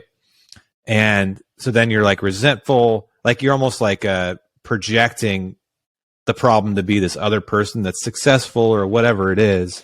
But you know deep down it's your failure. You own it. But I don't think we look at it that way. He does, and that's why he does. That's why he tames his inner bitch every day. Yeah. I mean, for lack of, that's what he does. Every day his mission is to like an ego check. This life's on me. Yeah, this life's on me. You know, mother effer, I'm running, and I'm doing this every day. I'm beating the hell out of myself, and I'm doing it. He's doing it. It's an exploration of the mind, including the ego and all the different facets of the mind. And but he said in this one of these last chapters, he talks about how to deal with people like that, and just realizing that he almost makes you feel bad for people like that, because he's like, you got to realize that like if you're like constantly working on being better and improving yourself, and you're doing things that are really hard, and you're leading, and the people that get annoyed of you and sort of call you out, or like maybe they're good friends of yours that like, dude, you're just doing that to look cool or whatever, blah, blah, blah, blah, blah. They're only doing that because they know their own shortcomings and failures, and they know that they could do the same thing, because he's like, I'm not nearly as talented as 99% of people. He's like, I literally was born with 0 advantages. But these people, if you just realize they're coming from that place, it makes you have a little bit more empathy for them, but also just keep going, because you can't solve their problems. They have to solve their problems. Right. And all you're doing is you're making them realize that, again, that they have them, and they're choosing not to do anything about them. Yeah. That reminds me of that quote, comparison is the thief of joy. And when you are sitting there comparing your life to so-and-so's life, which often we don't even know the full details of their life, it's like you're just seeing an Instagram version or a social media version, their highlight reel of their life, or some hunt that somebody went on. You compare your life to their life, and you're like, man, they just got it together and I don't. That comparison is the thief of joy. Often that comparison is, I truly believe that. I compare myself in the sense of I'm competitive and I want to compete. And I look at people who are better than me at certain things, and I want to compete. I want to get better too. And I'll set up challenges for myself to outmaneuver or to compete with them, whether it be in business, hunting. I always want to shoot something bigger with my bow than Ryan has shot. I have a long way to go to catch up, and it's not working out so well. But that's the competition, right? That's the goal. It's not just not to compare in the way that where I feel deficient in myself. It's a challenge I set up for myself to try to achieve that level. Right. Mm-hmm. It's not a comparison out of bitterness. It's a comparison out of a goal. But I think you're taking what could create that bitterness and you're spinning it into a positive, and you're using it as you're like diverting that energy into something, like pushing yourself towards a goal that you may not have pushed yourself towards. Yeah. Where most people fail is they take it and they just kind of just leave it there. They nurse it jealous of Ryan, like an excuse, a grudge. Well, they become addicted to it because it's the easiest thing for them, right? It's like, comfort zone, because if I can blame it on that, I never have to take accountability myself. So that's much easier. This is where victimhood comes in. It's much easier to just be like, no, it's his fault. Right. It's her fault. It's not my fault. I think that's the key. Like if it's rooted in victimhood, or an excuse for you to quit working hard.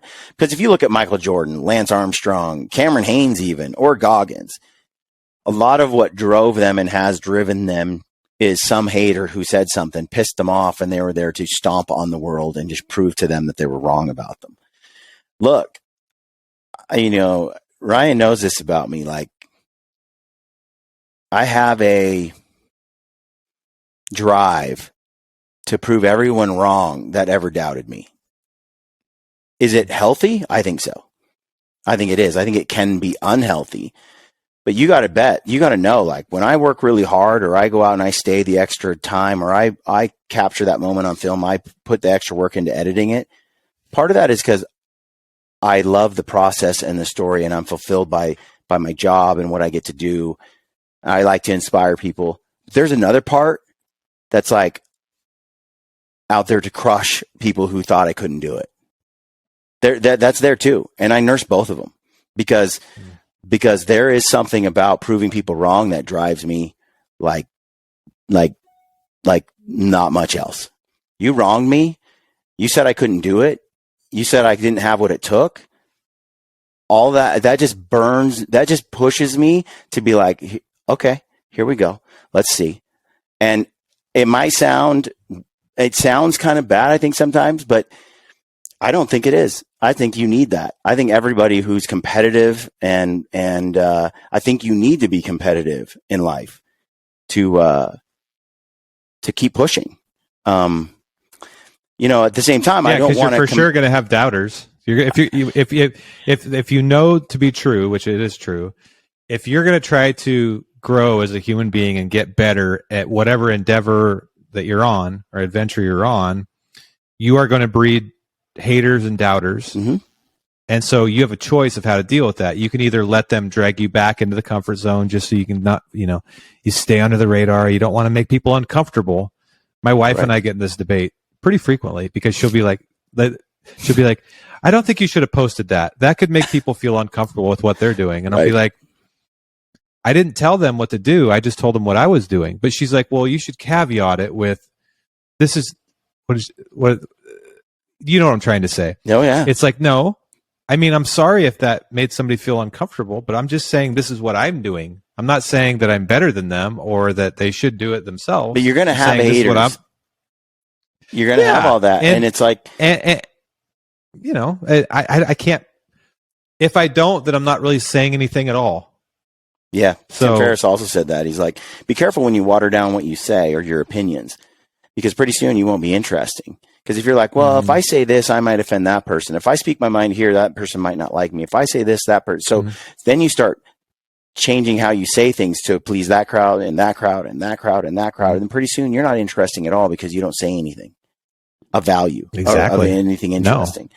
I said this to you a while ago because there's a fine line between being competitive, comparing yourself, proving people wrong, and then staying true to yourself and your own message and not comparing yourself in a negative way. And I said this to you, my advice when you were looking at doing the podcast was do the podcast and never look at the numbers. They're irrelevant. Buckle up, sit down for a year or two, maybe 3, and just do the show. And don't look at the numbers because they're really not, they shouldn't, that's how I approach the podcast. They shouldn't be dictating how I do my show. I have a gut instinct. I have a personality. I have things that interest me. I have a way of doing it that suits me.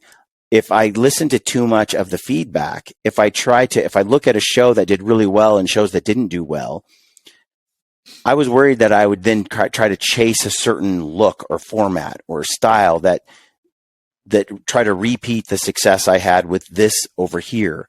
And then kind of, rather than do what was true to myself, I would do what I thought people wanted to hear, which are two different things, right? I wanted to approach the podcast space from, I'm going to do what's true to me And if people like it, good. And I believed that because I was true to me, people would like it. And so I tried really hard not to try to guess what people wanted and then give them that. And I think that's where content creators sometimes fail, is they're like, I think people want to see this. And do you know how many people told me, you can't create an hour-long film for Sunday nights? Like, dude, don't do that. Like, YouTubers want 15 or 20-minute show and they want to move on. Right.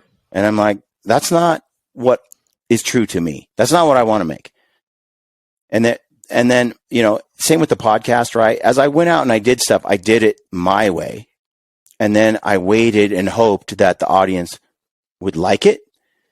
But I didn't chase what the industry standard was, or what people told me to do, what partners and sponsors said to do. I didn't. I did it how I wanted to do it. And when I say, you know, ignore the numbers, they don't really matter. I would tell myself they're irrelevant. I like worked my butt off, did my show my way. And then like 6 months later, I looked at the numbers and I'd be like, oh, I can see some growth.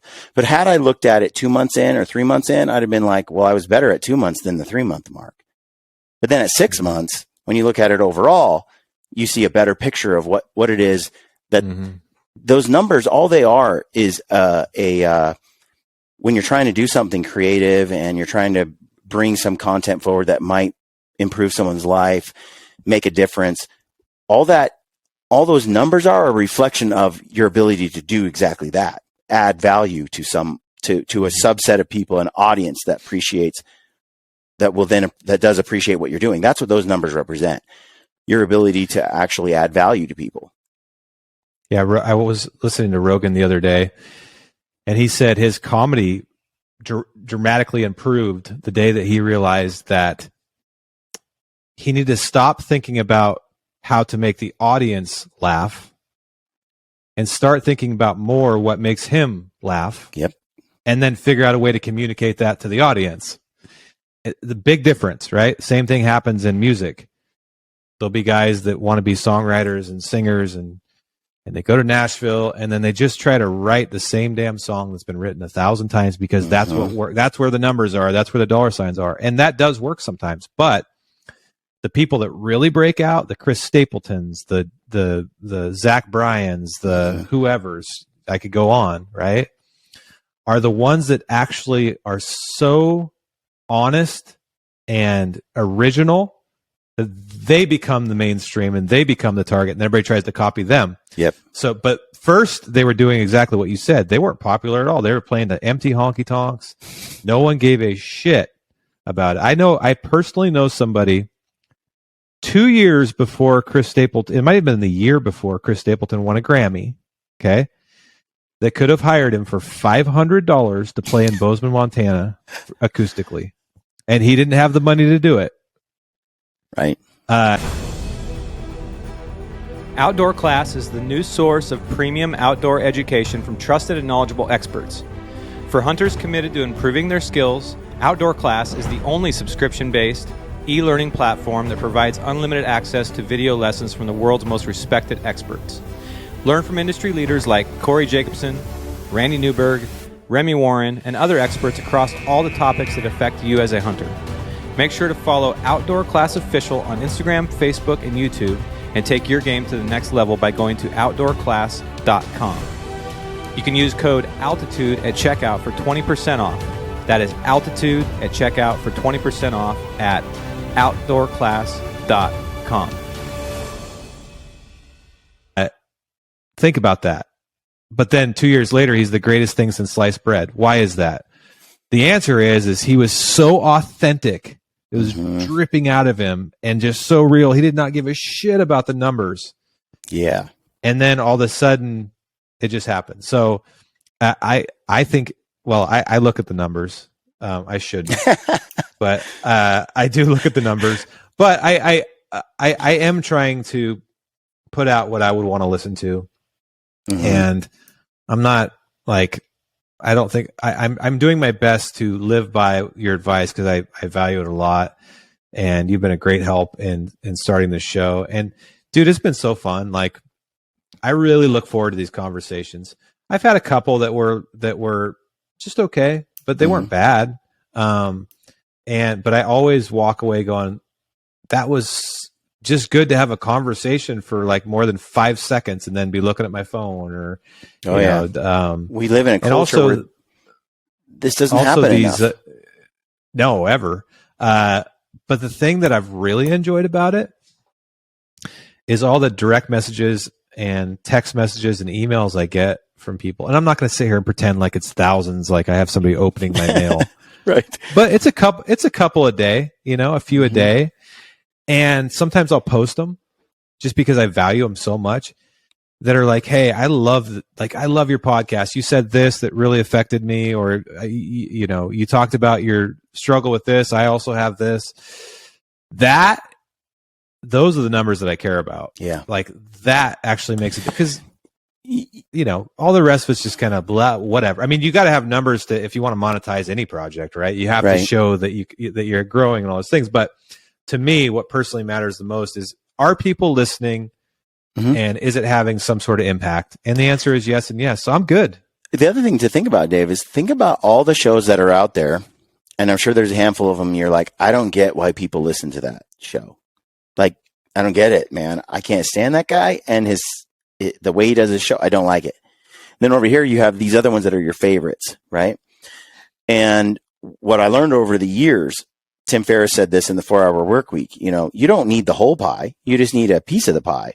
And when you start to figure out that you have a unique, authentic David Brinker self, like you're going to bring ideas, background, experience to the table, and certain guests that you have formed relationships with that respect you and want to be on your show, like myself, you're going to bring all those things to bear to present something of value to a listener. And there's going to be people out there that find tremendous value in that and really resonate with you and your guests and the type of conversations you have. And then you're going to have people out there that are like, dude, I'm a Howard Stern guy. This Brinker guy does not carry it for me.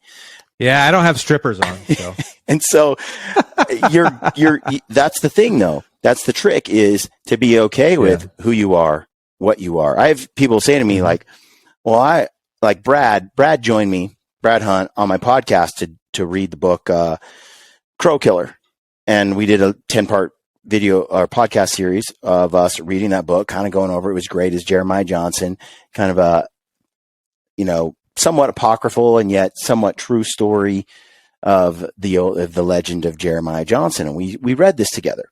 And my brother Brent has done that with me in the past, and Brent's a character. He's a funny guy. He's very kind of interesting. Just, you never know what he's going to say. He's kind of a comedian.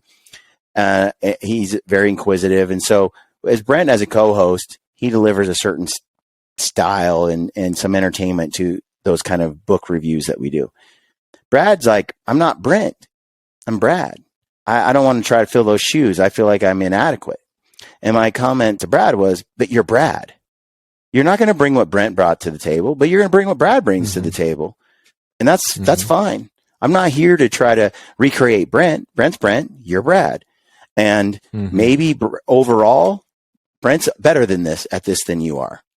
But there's going to be a portion of the audience that is going to get what you bring to the table out of this. And that's okay. You're better at all these other things than my brother is.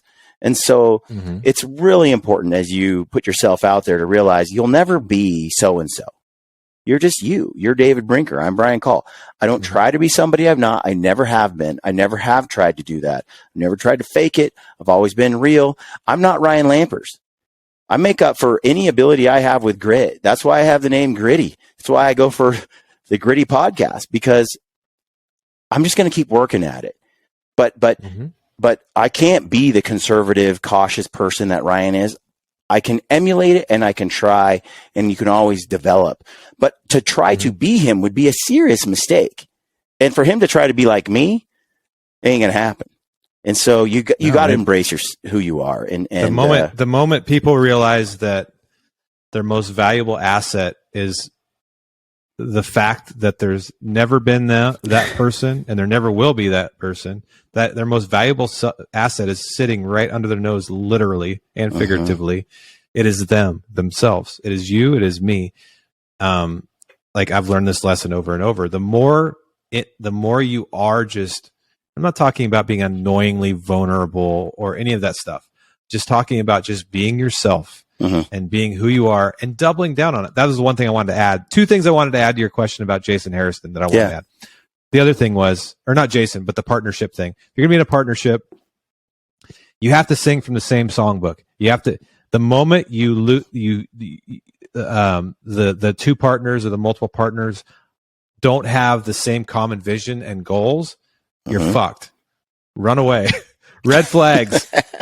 Bad things are coming. Fix it. Get on the same page or exit. Okay, so I wanted to add that. And the other thing I learned from Jason Hairston that I thought was worthy of mentioning, and it fits into what we're saying right now, is I had never, until I met Jason, and this is going to sound really weird, but it's the truth. I had never thought of being a hunter as being cool. In fact, I was always afraid to wear camo around my friends, or like, you know, I remember even having my bow in my truck sometimes. People like, what's that, dude? You freaking bow. You know, like I didn't ever think it was like it was something that was always part of me and like my number one priority. But I never thought of it as cool. When I met Jason, and he's like, again, I told you, he's like, I'm going to take over the world. He's like shooting a longbow and like bringing things that were so personal to my life that I thought the mainstream world would never want to know about. And he took them to the world confidently and without regret, or like he was himself unapologetically is what I'm saying. And I'm like, oh, I don't have to reinvent anything. What I'm doing is already cool. And whoa, it's getting really popular really fast. I've been doing this since I was a kid. Like this isn't new to me. Right.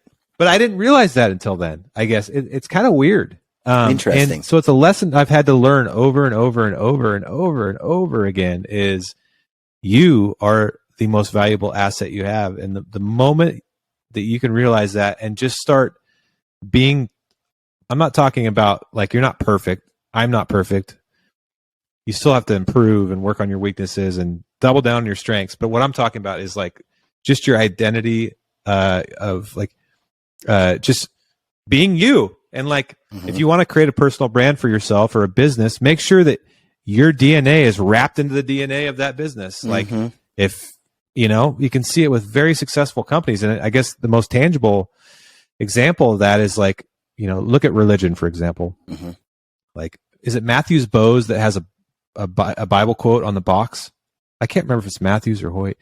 Doesn't matter. There's a lot of companies out there that you're like, oh, I didn't know. Well, they're very clearly religious. When they go to trade shows, they don't drink. Like they have very strict boundaries. They just are unapologetically who they are. They probably take some flack for it.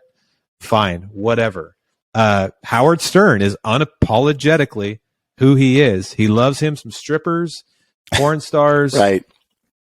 Talking about sex nonstop. Like that's just who he is. And the people that are going to, and this was Rogan's point, the people that are going to think like the people that once I figure out why I think something's funny and I figure out a way to communicate that, the other people that also find it funny will latch onto that. And then you build like a real community and you never have to worry about reinventing yourself necessarily because you've created a community of like-minded folks. So Howard Stern's done that. Ben Shapiro, right? You either love Ben Shapiro or you hate Ben Shapiro. But guess what? He has like the number 5 podcast in the world. Right. I know. And that's what I'm saying is when you look at, I've been working on a film course, like a digital film course that people can download. And I've been working on it for a long time because, you know, and I was, as I work on it and I try to create it, I'm analyzing my own methods and what I do. And it's kind of interesting to go down this road. And because a lot of times I do things and I don't know why. It just felt right, or I just do it this way because it makes like it's just instinctive. And then I have to go, well, there's a reason, Brian. There's a reason why. And I have to break it down. And then I go, oh, well, this is why if I think about it. And then I start to develop best practices, principles behind documentary filmmaking, which is essentially what a hunt is. It's a documentary film of what happened. Right. It's not I don't have a shot list before I go out. I didn't stage anything. Everything is kind of done live. And then when I come home, how and are you just part of the hunting industry if you don't stage anything? I know. And I know it's crazy. A lot of my camera shots, as people can see, are the ground and the dirt as I lay the camera down and pick it back up. It's raw, but it's real. But one of the first chapters I started to develop, and this was been a year in the making, is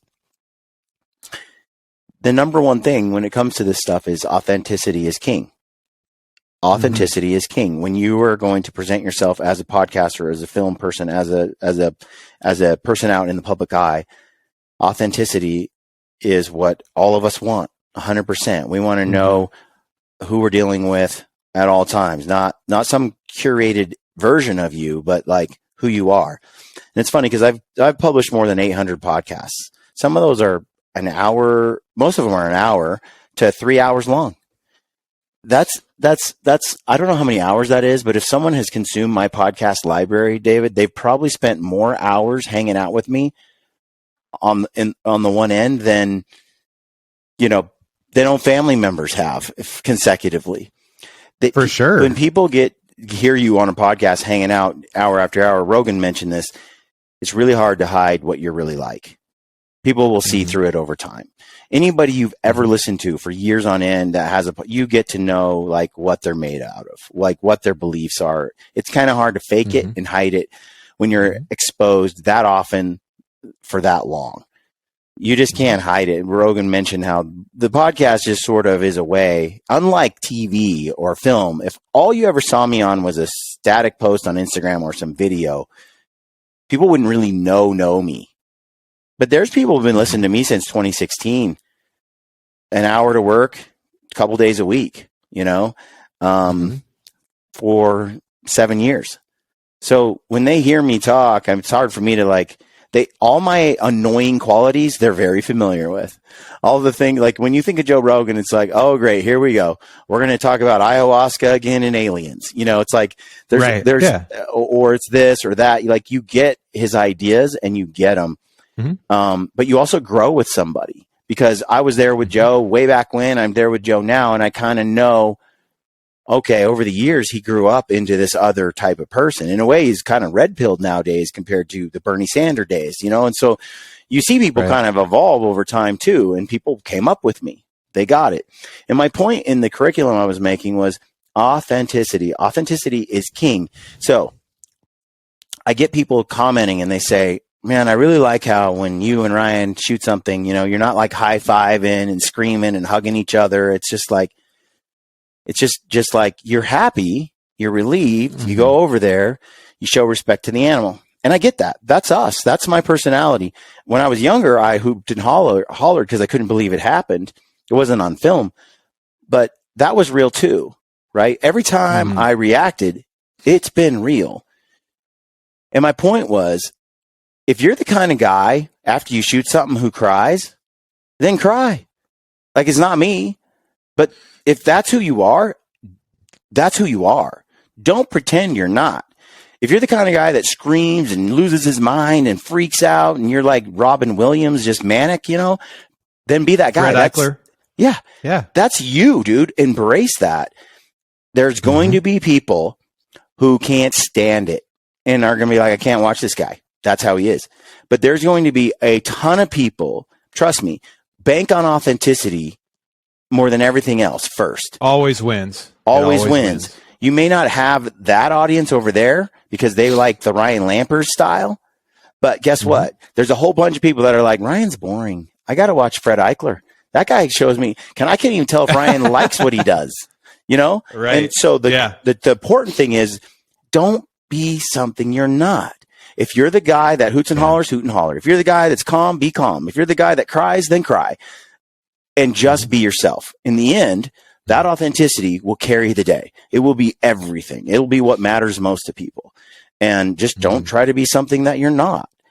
Just be you. It's good marriage advice too. That I remember when I met my wife, I was kind of annoyed that I could just be myself for once and how easy it was. And there was no fighting and drama and like pretend bullshit, like rules. And, I'm like, whoa, I've been like totally like acting like I'm somebody else dating, like trying to swoon women that I shouldn't even like in the first place. The moment I'm just like, screw it, I'm just gonna be myself.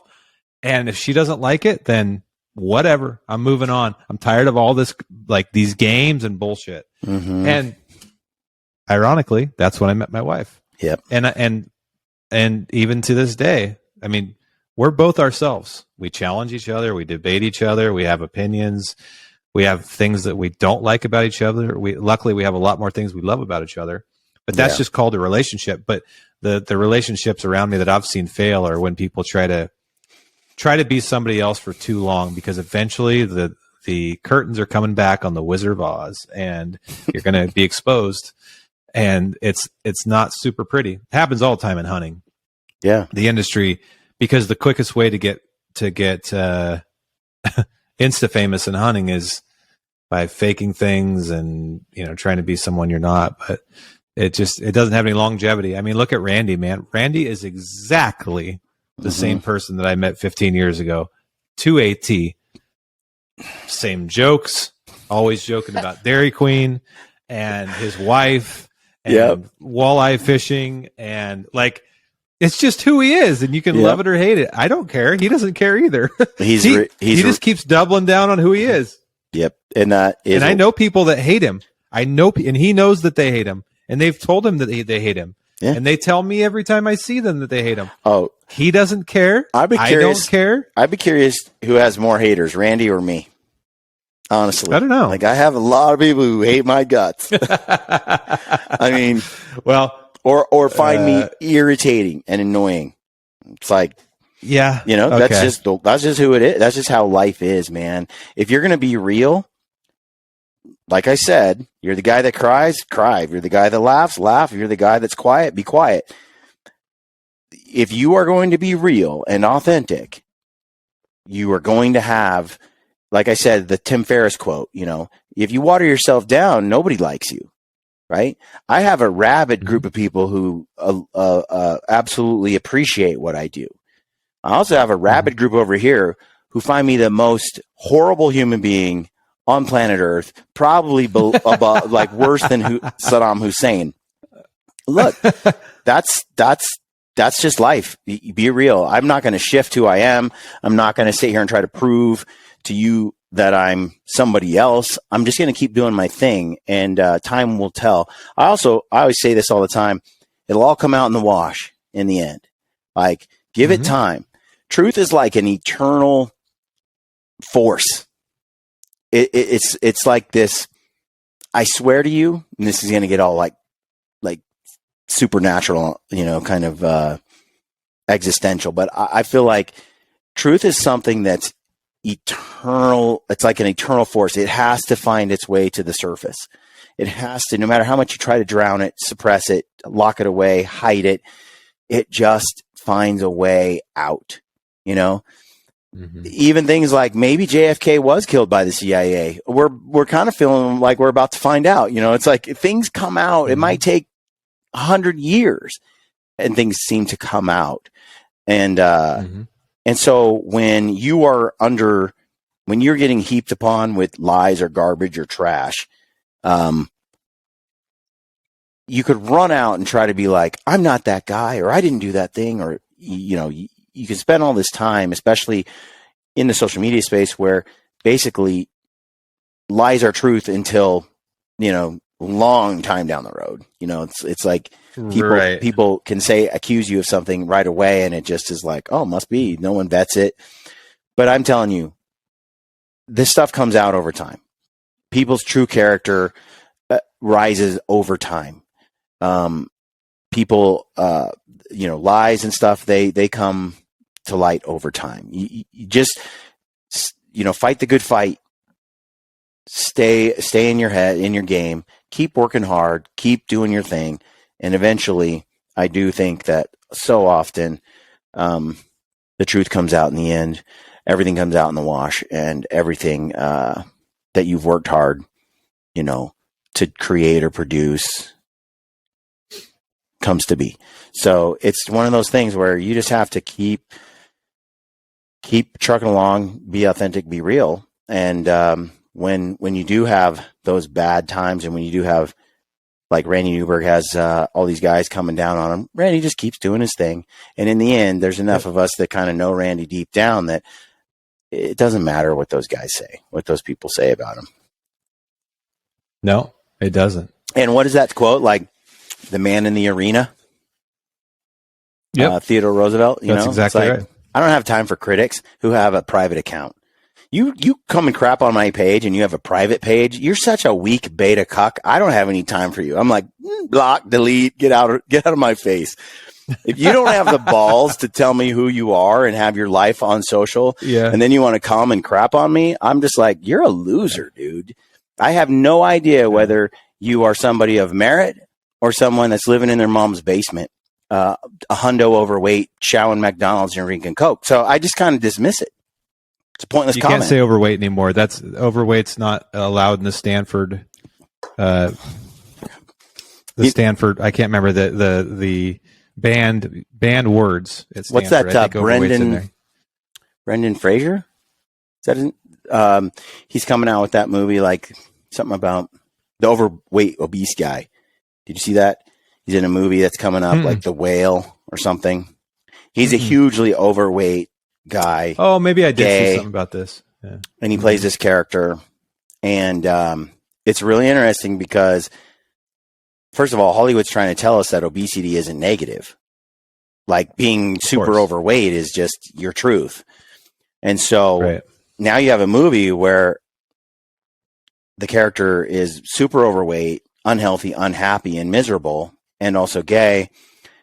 And now Hollywood's like, so they don't know what to do with this movie because, you know, in one sense, it's going against the narrative that obesity is anything but, because they want to make that into some kind of what do they call that? Like you just said, offensive word to call out someone's ill health, to mention like that you have any kind of problem.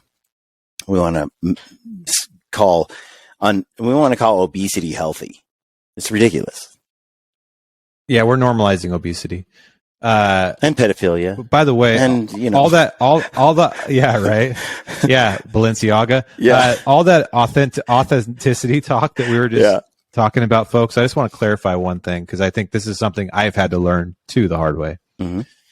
Being authentic is not an excuse to not improve or change over time or evolve. So, very good example. Let's just say that you're an asshole by nature. You're just a prick to people, right? And that's your authentic self. I'm going to be apologetically me, because Brinker and Gritty talked about this. Well, I mean, look, you might be able to get away with that and create a career for yourself. There's places you can do that for sure. I would advise maybe getting into stand-up comedy where you can like roast people and stuff like that. Find a positive way to channel it. But you may have to evolve a little bit. And, you know, there's certain codes in life where you got to, you know, you still got to treat people right. The point is, it's not an excuse to stay where you are, I guess is what I'm saying. Absolutely. That quote that says you're perfect just the way you are. That is not the point that we're making, because you aren't, and we aren't, and none of us are perfect the way we are. That's a stupid quote. We are all constantly evolving. You can either choose to grow or not grow. Yep. But being authentic, it's not an excuse to stay in your comfort zone. Every single one of us is like, when your wife married you, Dave. I'm going to break some news. Maybe you're aware of it, maybe you're not. But when she married you for the man you are at the time, but also for the man she hoped you could become, both in terms of a father, a husband, and a provider, a protector, right? She married you because of the potential in you. Because at the time she married you, you didn't have a whole lot of money. You didn't have a whole lot figured out. You didn't have a whole lot of. Can I correct you? Yeah. Can I correct you real quick on that one? Sure. Not only did I not have a lot of money or any money, she worked at a bank, and this is how I met her. Did you know this? No. Okay. So she was a bank teller, and I had 7 overdraft fees. So I was actually overdrawn. So they were each $35. I can't do math off the cuff, but whatever that total is. Right. So I actually had negative money. I was like, I had like, See? I was in the red, far in the red. See? And so this goes back to being just being like, screw it, I'm just going to be myself. Because if anybody knows me, I'm not like super detail oriented. Like, I'm pretty airheady, and I'm just not, I don't like following the rules. So I'm like, not only am I overdrawn, but instead of getting your phone number, here's my phone number. And you know what? I kind of felt like the guy in Office Space when he just kind of gives up on everything and he just does the opposite. I'm like, you know what? If you ever want to hang out, great, call me. If not, don't call me. I don't care. I don't have any money. And she not only called me, but she also fixed my overdraft fees, and we're now married happily. And I now know how to manage money because I grew and I improved myself. Amen. That's awesome. That is awesome. That's what I'm talking about. Like, she married you for who you could be. Children, when someone says I think it was Dwayne Wade the other day, he said, my job as a parent is to figure out where my kids want to go and go there with them. That's the dumbest thing I've ever heard. My job is to figure out where my kids want to go, and then determine if that's a good place or not. And if it's not a good place, they sure as hell ain't going there. That's my job. My job is to sit there and try to raise a child who doesn't have the intelligence or the ability or the wisdom to make the right decisions just yet, and help them cultivate better. If you let your kid decide what they were going to have for dinner every night, and you had ice cream galore available, or carrots and potatoes, and salad, they're going to choose the ice cream. That's why you have parents. It's the dumbest thing I ever heard. But it goes back to, I love my child for who they are right now, but I also love them for the person they might become. Implicit in loving someone is the expectation that they can become better. That means that when you say, I'm disappointed in you, I'm frustrated, I expected more from you. The wrong message to give a kid is to say, you're fine. What you did was fine. If you want to go down that road and ruin your life, that's okay too. Just be yourself. No. There's an expectation that you're going to be better than you were before. At the same time, be as real as you are now, Right. So, and that is a trick. That it's tricky to figure out how to balance those two things, because you can't bang yourself. You don't know. You can't be is this trait about me? Like, let's say you're a crier, right? Right. Like you said, if you're a crier, cry. Maybe there's sometimes you shouldn't cry. I don't know. That's something you're going to have to feel out yourself. Exactly. But hopefully you folks get the overall point, because I think that's really good. That's really good advice. Well, the thing is too, is as you try to be better, right, Dave?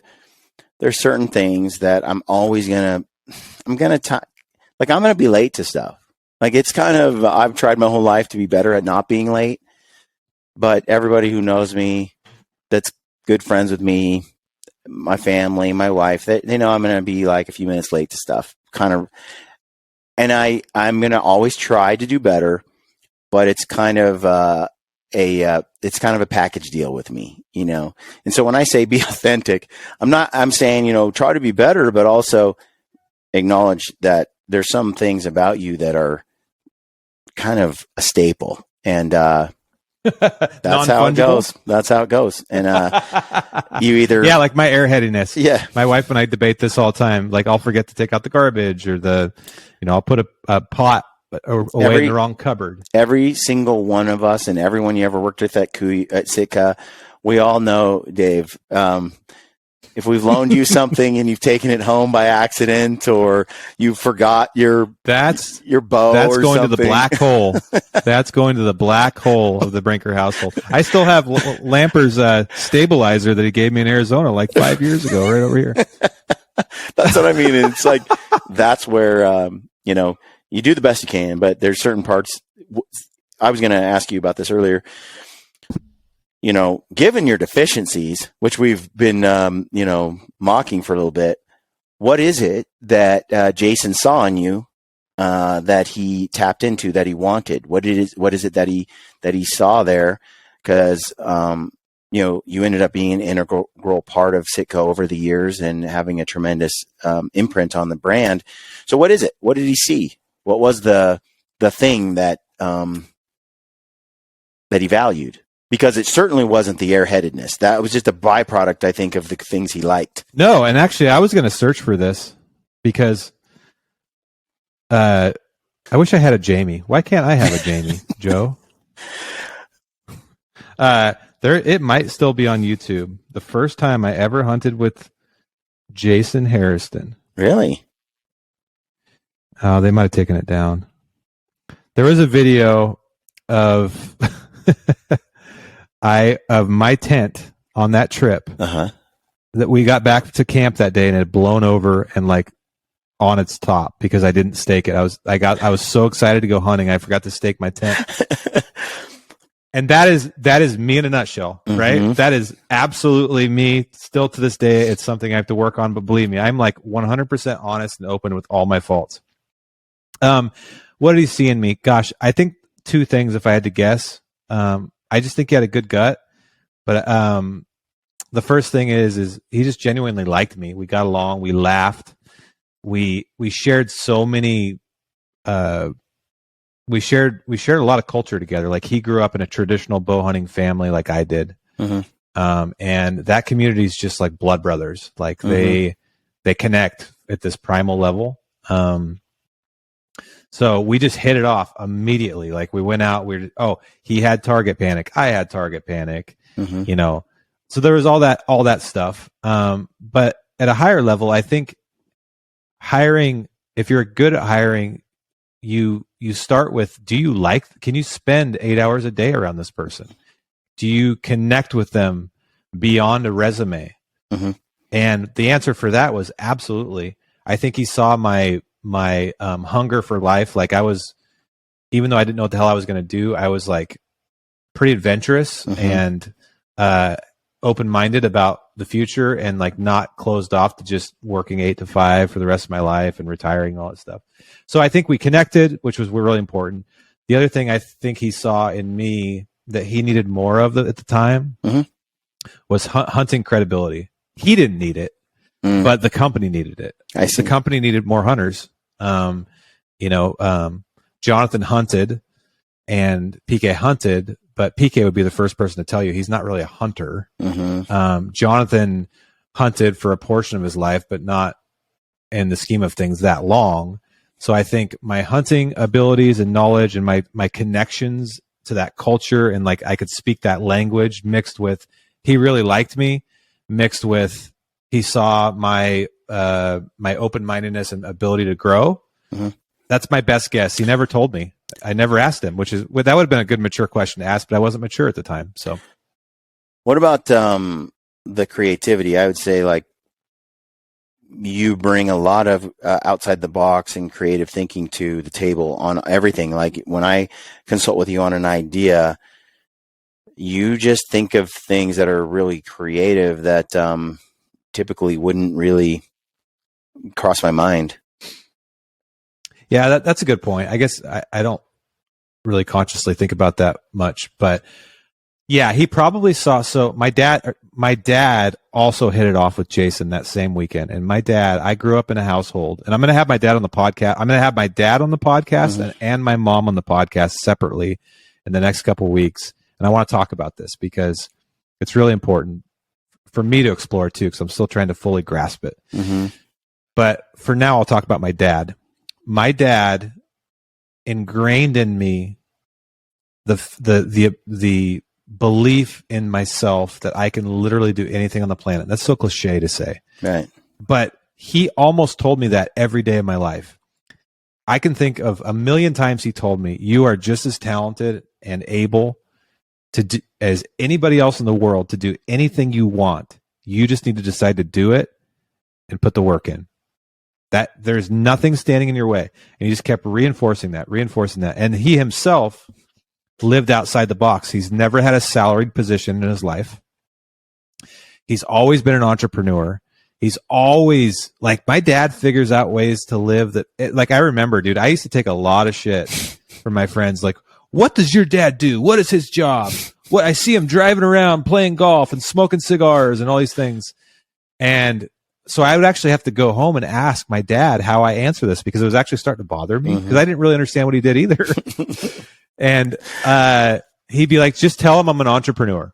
Just tell him I'm an entrepreneur. And this is before entrepreneurship was cool to talk about. Right. Or even my friends didn't know what the hell an entrepreneur was. If it didn't have Coors Light on the side of it, or Kodiak, or Hot Chick, they didn't want to talk about it. But I said he's an entrepreneur.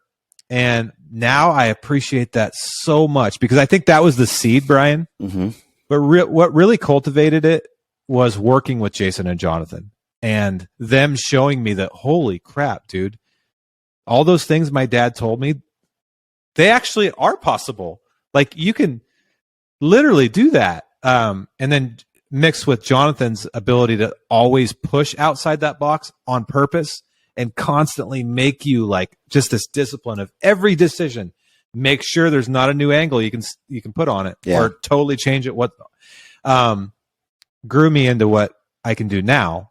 At the time, maybe Jason saw that I just had a natural ability, because I grew up in a family where the status quo was not the answer. The status quo was, and it wasn't that it was not the answer. They never told us that we shouldn't do that or can't do that. They led us by example. My mom always believed in me and treated me like she was all, and still to this day, I call her when I have problems. I talk to my mom almost every day to this day. I talk to my dad 10 times a day, and my mom probably twice. Whatever they did, and I'm still trying to figure out what the mix is, sort of planted that seed of creativity, and just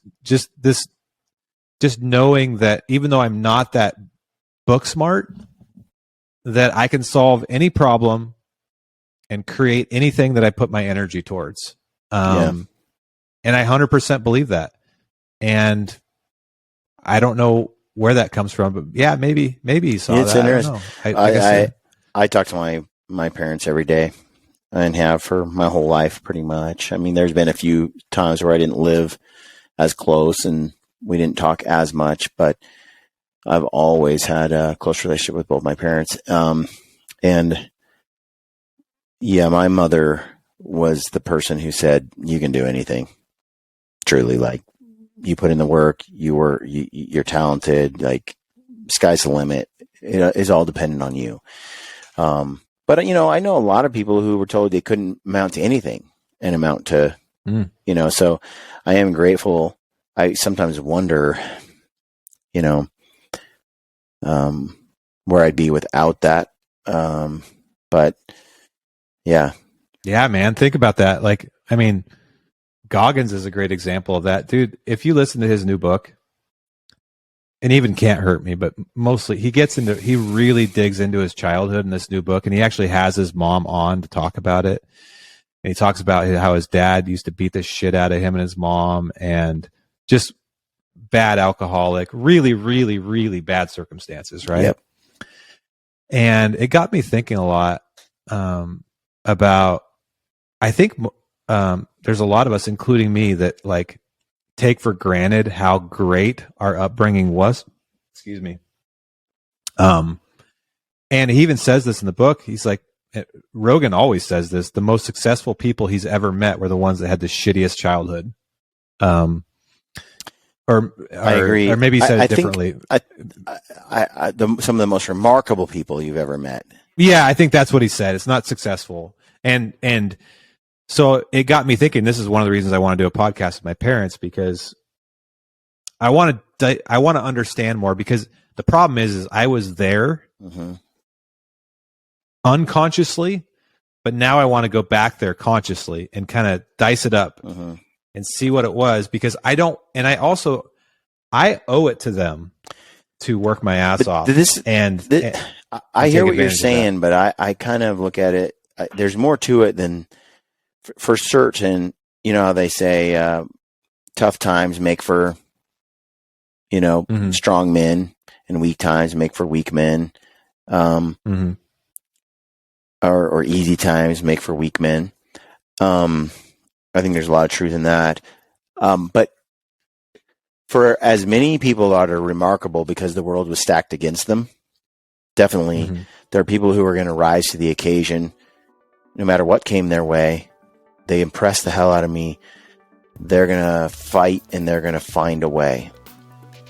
And then there are those who, under those same circumstances, gave up and their lives ended early, fell apart. They didn't make it.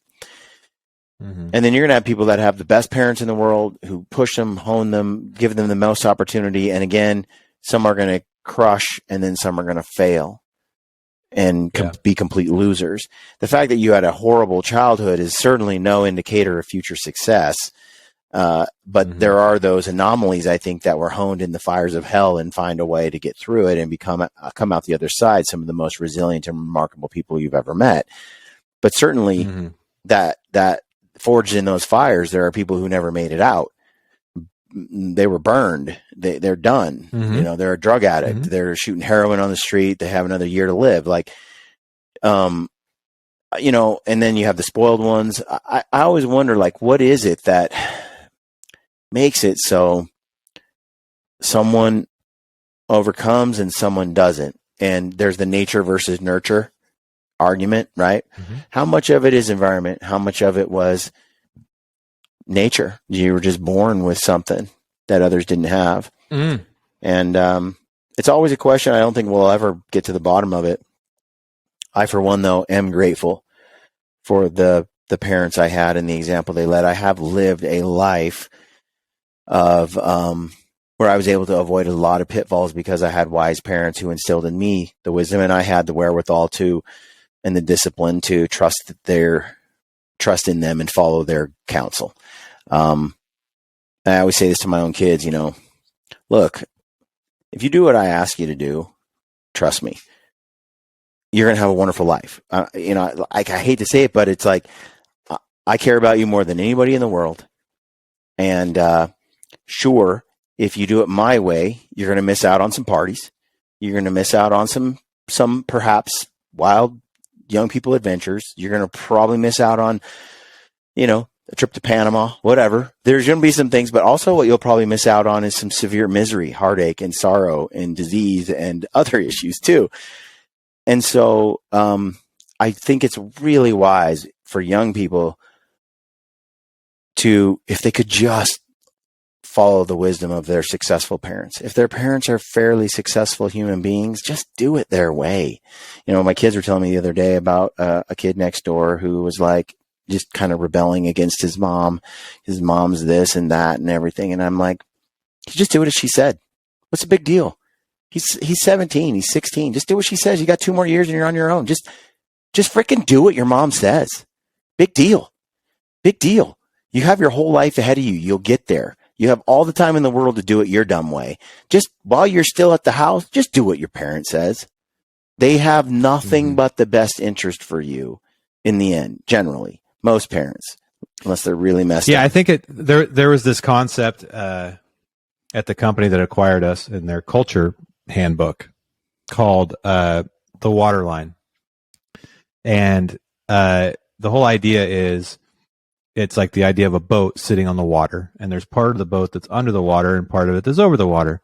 And if you poke a hole in the part of the boat that's above the water, obviously that's not going to do anything. You're not going to sink it, right? But if you poke a hole in the boat or part of the boat that's below the water, you're going to sink it. So the whole idea is if it's a water line issue, meaning it's a decision that could sink the ship, that requires leadership's approval, basically. In this case of parenting, that's basically stuff that you're just going to do what I say, right?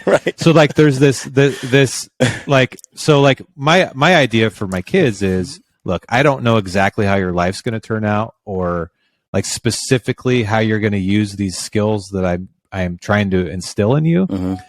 But my hope is that you walk away with these however many fundamental things that are not like you don't cross this line, because those are waterline issues, right?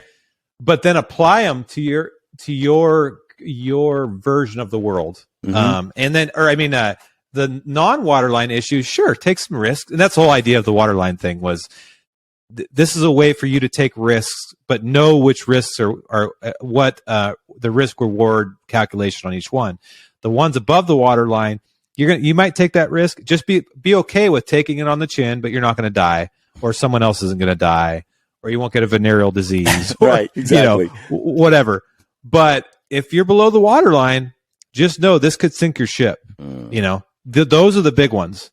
So it's somehow giving them the tools to know the difference and those fundamentals to follow that over time are going to give them a better life, but allow them to apply it. Absolutely. They can paint the world however they want. I don't Absolutely. care. I really don't care. Like, we're oftentimes stuck on our kids' occupations and stuff. I don't really care that much about that as long as they moms sort of follow the basic rules of the handbook. I think moms have a harder time with this than dads, because they probably worry a little more than dads do in some ways. But I'm always kind of running up against this argument with Suzanne where I'm saying, I don't care what shoes she wears. I don't care about that skirt. I don't care about the classes she decided to take at high school. Like, there are decisions where I want my teenage kids to know that you're in charge of, you get to make those choices.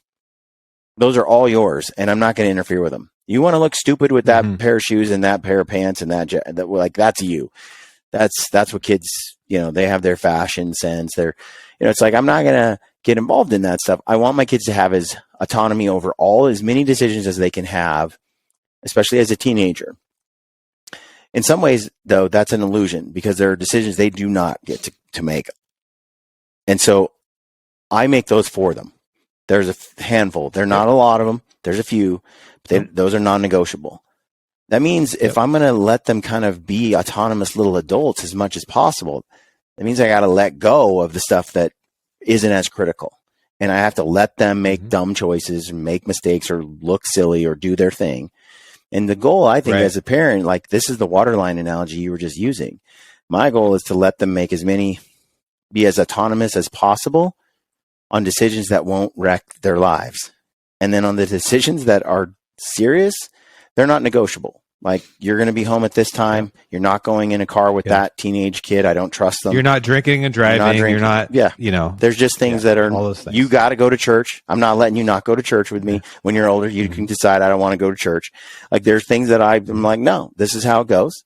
And then when you're gone, you can because if you let a kid make their own decisions on most of those levels, they'll all make the wrong one because they're kids. What are you talking I just about? Don't get Brian? Parents who are like, well, they don't want to go to church. Well, no kidding. I wouldn't have gone either if I didn't get made to go. But as an adult, I also wouldn't have. I would have ate ice cream every night for dinner too if I could have made that choice. Like, there's choices that I'm not going to let a kid make because they're not wise enough to make it yet. And then hopefully by the time they're done, they've been making good choices and they understand the wisdom in what your direction was. But that's all. I think that's our job as a parent, right? I think so. That's the whole point. That's why we're alive still at this age. I think to be the too many passive parents out there. Not out there. I forgot to turn off my other phone there, so it's ringing. Well, dude, we've gone about 2.5 hours here. Man, there's been a lot of good stuff. And I think I always love these conversations where we barely talk about hunting. It's not because I don't want to talk about hunting, but I feel like we not talking about hunting sometimes is good. And this podcast is about anything and everything. Whatever comes up, we want to talk about. And I always appreciate you having you on, man. I always learn something. So thank you for same here doing this again. And I think we're going to launch this on both our platforms, which is pretty exciting too. Absolutely. So people that are listening, if they want to check out the Altitude Show, we'll have links in the YouTube videos where I publish this. And then, Dave, do you have a website, landing page? Where do you tell people to go? I actually just took the website down for some maintenance. So you can follow me on Instagram, Dave Brinker _. but just subscribe on Apple or Spotify or whatever I'm sorry, whatever folks, your podcast app. Yeah, whatever, wherever you listen. Yeah. Subscribe, like it, share it, star it. I appreciate it. And also, you guys all know about the Gritty Show. Come on. Like, he was one of the first podcasters in the industry 7-8 years ago. So I don't need to say anything about that. Crazy. But if you are part of my crowd, and for some odd reason you don't know who Brian Call is and the Gritty Show and his YouTube channel, which is amazing, they just launched an incredible, I don't think you're through yet, but they're in the middle of launching an Alaska series from last year where they a moose and caribou adventure that, to be honest, man, I have major FOMO. That's like I do. And I don't often get that for any hunts because I've been very blessed. I've done a lot of hunting. If I died today and I've written a good hunting story, like I have good, I'm good. I'm going to do a lot more. Don't get me wrong. But that hunt is the one thing that I have not done that I absolutely, it's like an empty hole in my soul. So if you haven't watched it, you need to go watch it. It's absolutely incredible. It's unbelievable. And Brian keeps putting out awesome documentary films on these adventures. And these are real adventures. They're doing it the hard way. They're going some of the hardest places I can think of, staying for long periods of time, and the patience and perseverance and all the things. It's really remarkable, actually. And I think, thanks to you and Lampers for putting out that stuff. Thank you. Thanks for inviting me on the show. And I hope this is one of many more. I love these conversations. So folks, check out the Altitude Show. David, as always, thank you. Appreciate it. Thanks, Brian.